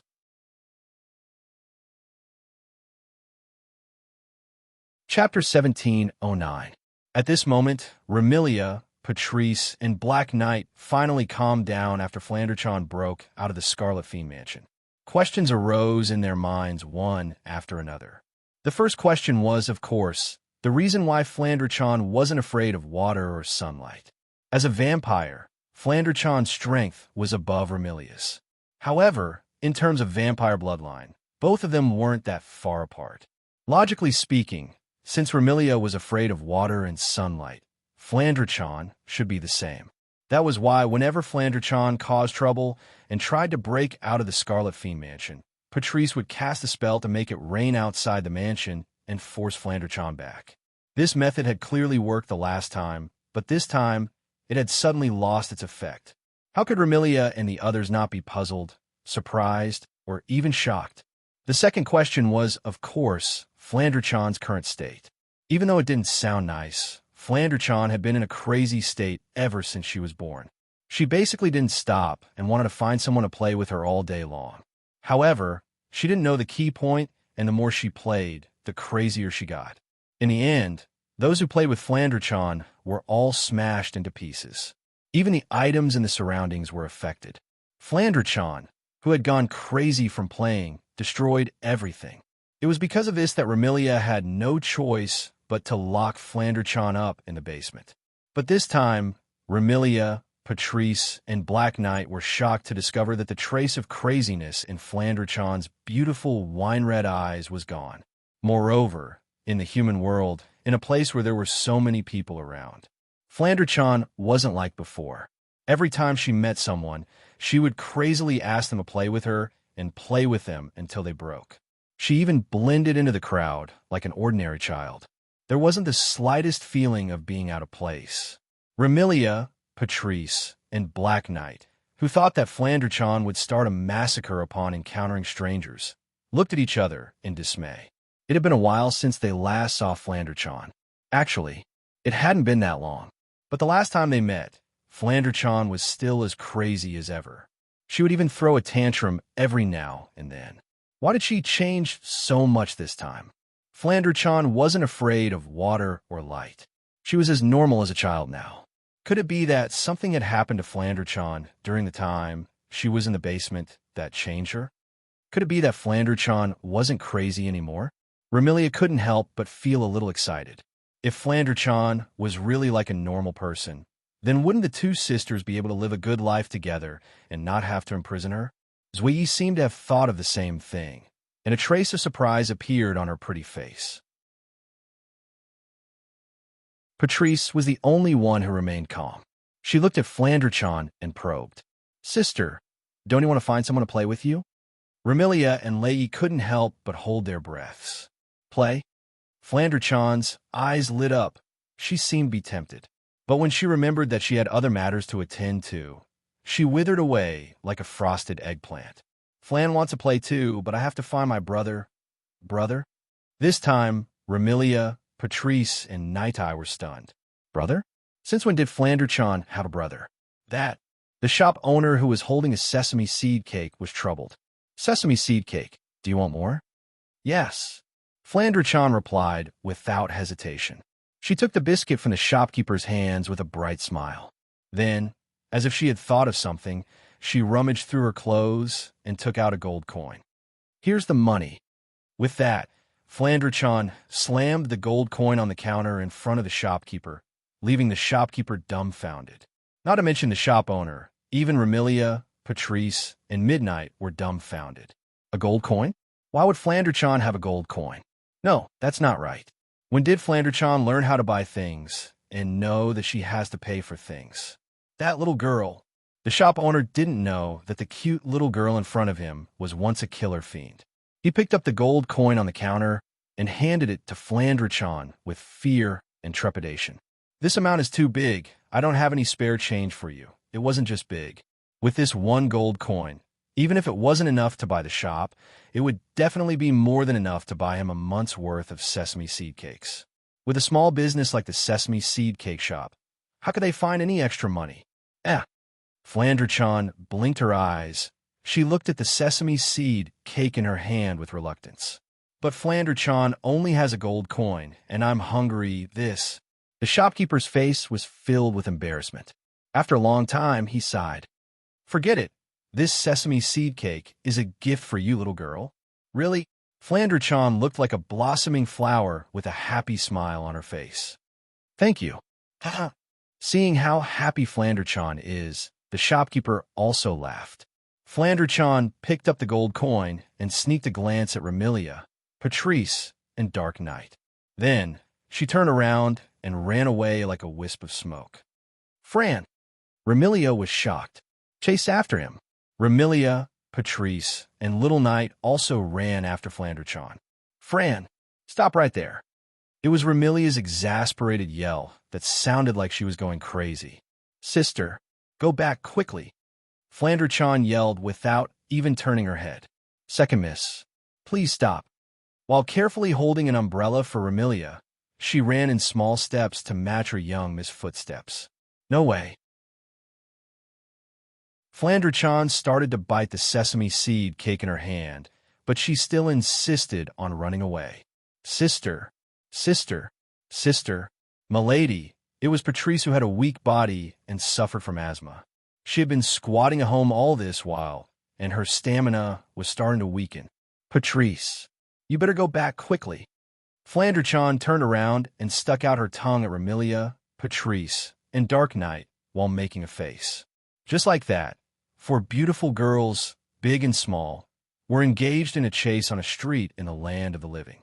Along the way, Flandre-chan's bell-like laughter, Remilia's exasperated yell, Dark Knight's anxious and worried call, and Patrice's increasingly hurried breathing mixed together and attracted the attention of many. This state lasted for roughly 5 minutes before the sickly Patrice couldn't hold on any longer. Her legs went soft, and she fell forward. Smack! MQ. With a crisp sound, Patrice uttered an extremely adorable word and wailed miserably as she smashed onto the ground. Patrice! Lord Patrice! Remilia and Zwei immediately cried out in alarm and stopped their footsteps. I. Patrice, who was lying on the ground with her face on the ground, raised her trembling hand. After stammering out those words, Patrice's hand fell down as though she had fainted and didn't move an inch. Patrice, Lord Patrice. Remilia and Dark Knight's sorrowful cries echoed through the streets. Wah! Flandre-chan was chewing on a sesame seed cake in front of him. She exclaimed as she chewed. Flan seems to have gone overboard with her play. Flan. Remilia was furious at Flandre-chan's words. If you continue to fool around, Big Sister will really be angry. Flan isn't afraid. Flandre-chan snorted. Even if Big Sister is angry, Flan will still look for Big Brother. What Big Brother? Remilia shouted. When did you have a big brother? Why didn't I know about it? Flandre-chan's expression froze, and her expression turned gloomy. Of course Big Sister doesn't know. Big Sister never cared about Flan, who stayed in the basement. Remilia opened her mouth and looked at Flandre-chan's gloomy expression. Guilt welled up in her heart, and she couldn't say anything else. Flandre-chan composed herself and said angrily to Remilia, Anyway, Flan won't go back before finding Big Brother. Remilia, Dark Knight, and Patrice, who was lying on the ground, felt a headache coming on. What should they do? Chapter 17:10. What a scam! In the wooden corridor of a warehouse on the west side of the Bori Shrine, a man with black hair and red eyes held a hammer in his hand. He looked at the sky and sighed, but at the same time, he swiftly nailed a few pieces of wood together with nails to make a money box. I didn't expect that today I would pick up a hammer and work as a carpenter. If the people in the Spalier world knew that a peak rank 9 powerhouse who was about to ascend to the demigod level was working as a carpenter with a hammer, they would definitely be shocked. However, there was no other way. Bori Dream's money box had been completely destroyed. It was impossible to repair it with magic. If he wanted a money box, he would have to make something out of nothing. It was not that Wu Yin didn't know how to do magic of this level. Just like Blackie in the world of Magical Girl Ilya, didn't she know how to use class cards and projection magic to create something out of nothing? There were also magic similar to projection magic in the 103,000 magic books. Due to his personal issues, he couldn't create a noble artifact using that kind of magic. However, creating a money box is just a matter of time. However, just like the projection magic, this type of magic that was created out of nothing had the biggest drawback. That was, once the mana used to create an item was exhausted, the created item would also disappear. Wu Yin didn't want to keep replenishing mana just to maintain the existence of a money box. Therefore, he could only do it himself. He had enough food and clothing. As expected, common sense is the most useless thing in Jinjutsu. Holding a hammer, Wu Yin hammered on the money box that was slowly taking shape in front of him. Wu Yin had a conflicted expression on his face. That red-white, even the fiancé of the creator of Fantasy Village, could be ordered to do this kind of thing. Who would have thought of this if it was somewhere else? Of course, he kept complaining, but in his heart, Wu Yin never thought that this kind of situation would be degrading just because he had some strength. He was just complaining casually. His consciousness took advantage of this moment to sink into the content of the 4th round of his Demigod Path mission. Special mission, Demigod Path Mission Chain. Fourth mission world. Fantasy Village mission details. Obtain blood essence with fantasy power X1. Blood essence with state power X1. Blood essence with eternal power X1. Blood essence with nature power X1. Blood essence with time power X1. After confirming the content of his fourth mission demigod path, Wu Yin frowned. Blood essence? This was easy to understand. It was just extracted from the human body. Blood without any impurities. Blood essence containing fantasy power. Blood essence containing realm powers, realm power. Blood essence containing eternal power. Blood essence containing nature power. Blood essence containing time power. There were a total of 5 types of blood essence. If he found all of them, Wu Yin will be able to complete the 4th segment of the Demigod Path quest. But where should he find these blood essence? Blood essence that contains the power of one's realm? That should be referring to Purple's blood essence that had the ability to control realms, right? Then, the other 4 types should refer to the blood essence of those who had the corresponding abilities. Blood essence containing fantasy power refer to the blood essence of those who had the ability related to fantasy. Blood essence containing eternal power referred to the blood essence of those who had the ability related to eternity. Blood essence containing nature power referred to the blood essence of those who had the ability related to nature. Blood essence containing time power referred to the blood essence of those who had the ability related to time. In other words, all he needed to do was to find existences with abilities related to fantasy, realm, eternity, nature, and time, and obtain their blood to complete the 4th round of the Demigod Path mission. Fantasy, realm, eternity, nature, time. Wu Yin swung the hammer in a daze as he hammered away at the money-stuffing box. If it's realm, it must be Z. In the fantasy village, no one else has the ability related to realm except for Z. I more or less know about eternity and time. If it's nature, it should be that person. But who is this fantasy? While mulling over the background of the person he's looking for, Wu Yin also completed the money box in his hand. Bang, bang, bang. That's it. Wu Yin hit the money box a few more times before he put down the hammer in satisfaction. He patted the box that was almost the same as the one he destroyed, but it was much bigger. Hurry up and give this to that shameless red-white. Then, go and get a drop of blood from Violet. If I'm not wrong, Violet should be in the House of the Lost. That's where she was before I summoned her. Wu Yin's face froze at the end of his sentence.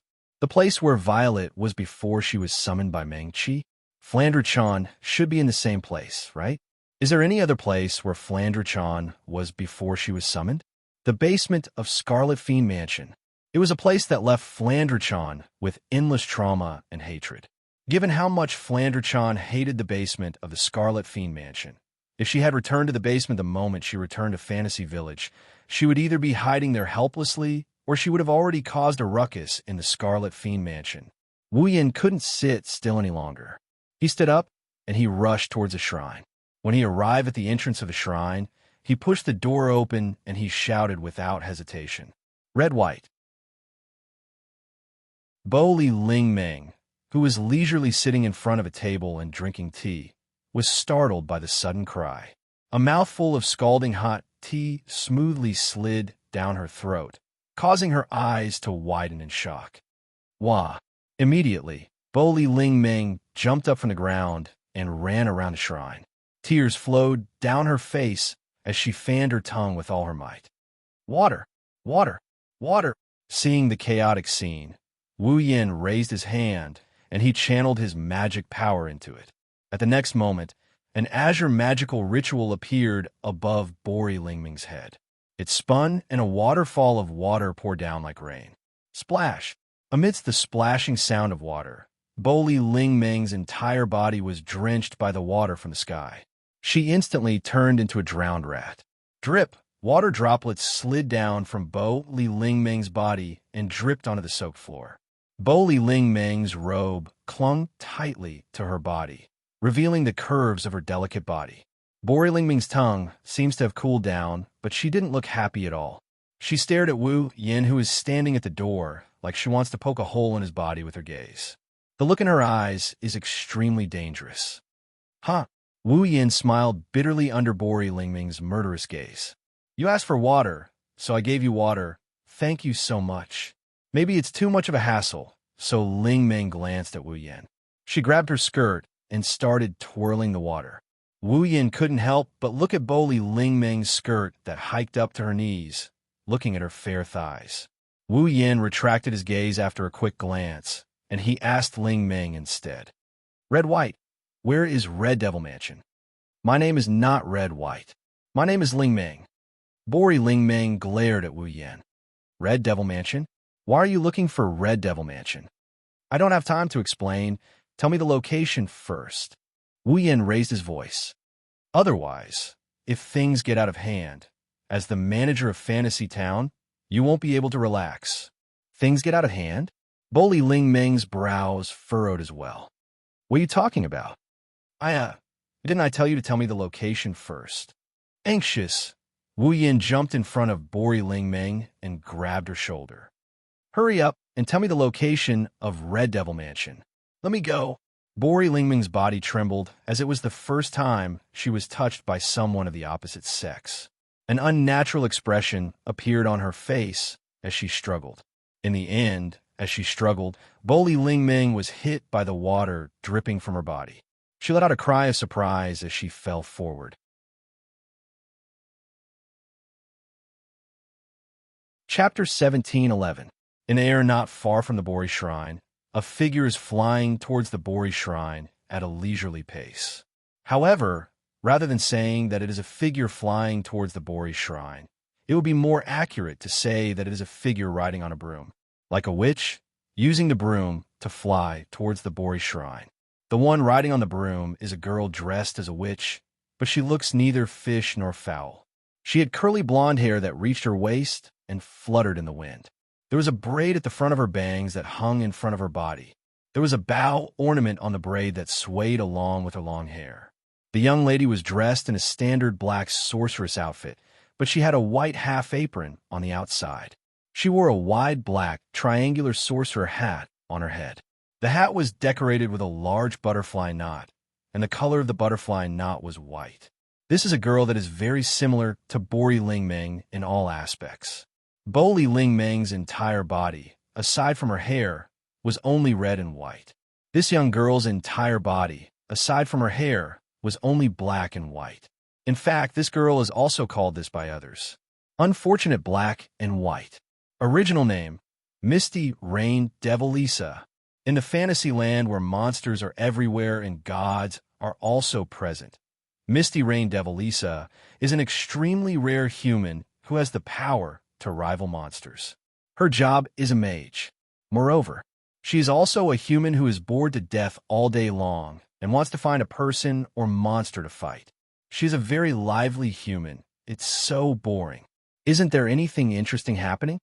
Riding on the broom like a witch, Misty Rain Devil Lisa flies towards the Bori Shrine while faintly sighing. For example, mutation or something. Mutation. That refers to something that can cause the fantasy land to fall into an abnormal state. It is a strange phenomenon caused by a certain existence or a certain number of existences. These strange phenomena that can cause the fantasy land to fall into an abnormal state, whether it is man-made or because of the environment, are all collectively known as mutation. And to solve the mutation, it is the manager of the fantasy land. It is the job of the witch of the Bori Shrine.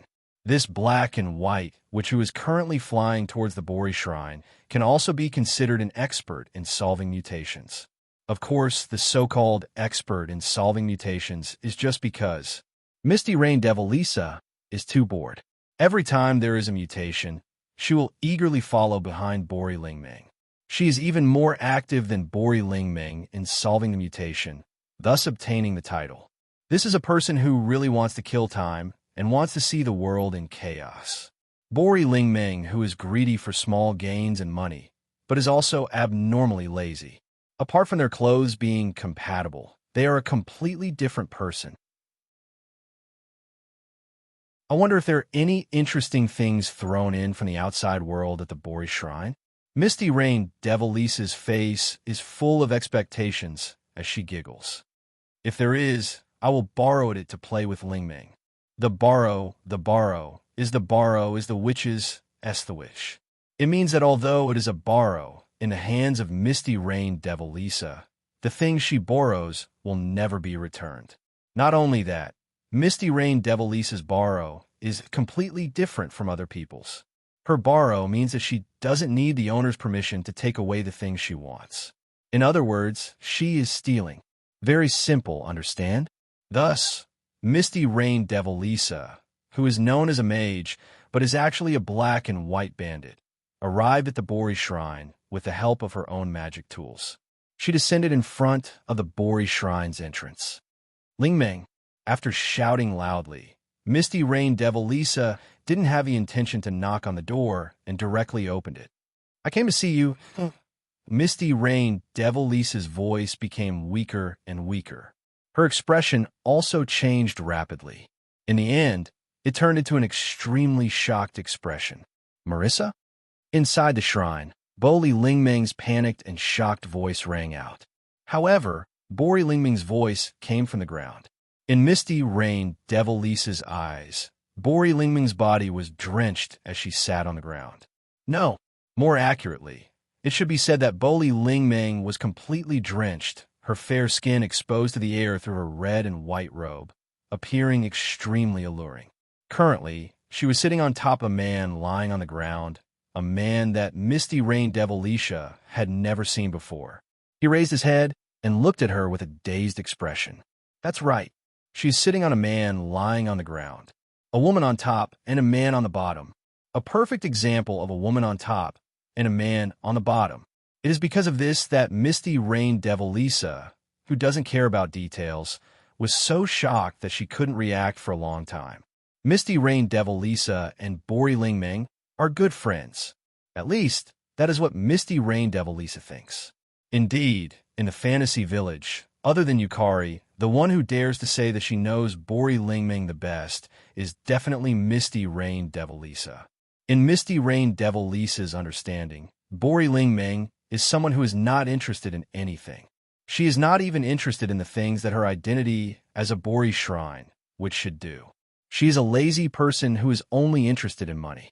Such a person was now sitting on a man's body in a position where the woman was on top and the man was below. What would Misty Rain Devilisa think? She would think, LLLing. With a trembling finger, Misty Rain Devilisa pointed at Bori Lingming and shouted in shock. You finally found your duty as a woman. Do you plan to follow the steps of an adult and continue the Bori Shrine's legacy? Just as Misty Rain Devilisa's voice fell, a pop sound came from Bori Lingming's head. It seems like something broke. Veins popped out on her forehead. Bori Lingming didn't even think and directly shouted at Misty Rain Devilisa. Who would want to do something as troublesome as giving birth to a child? Hearing this, Wu Yin, who was being pressed down by Bori Lingming, couldn't help but ridicule.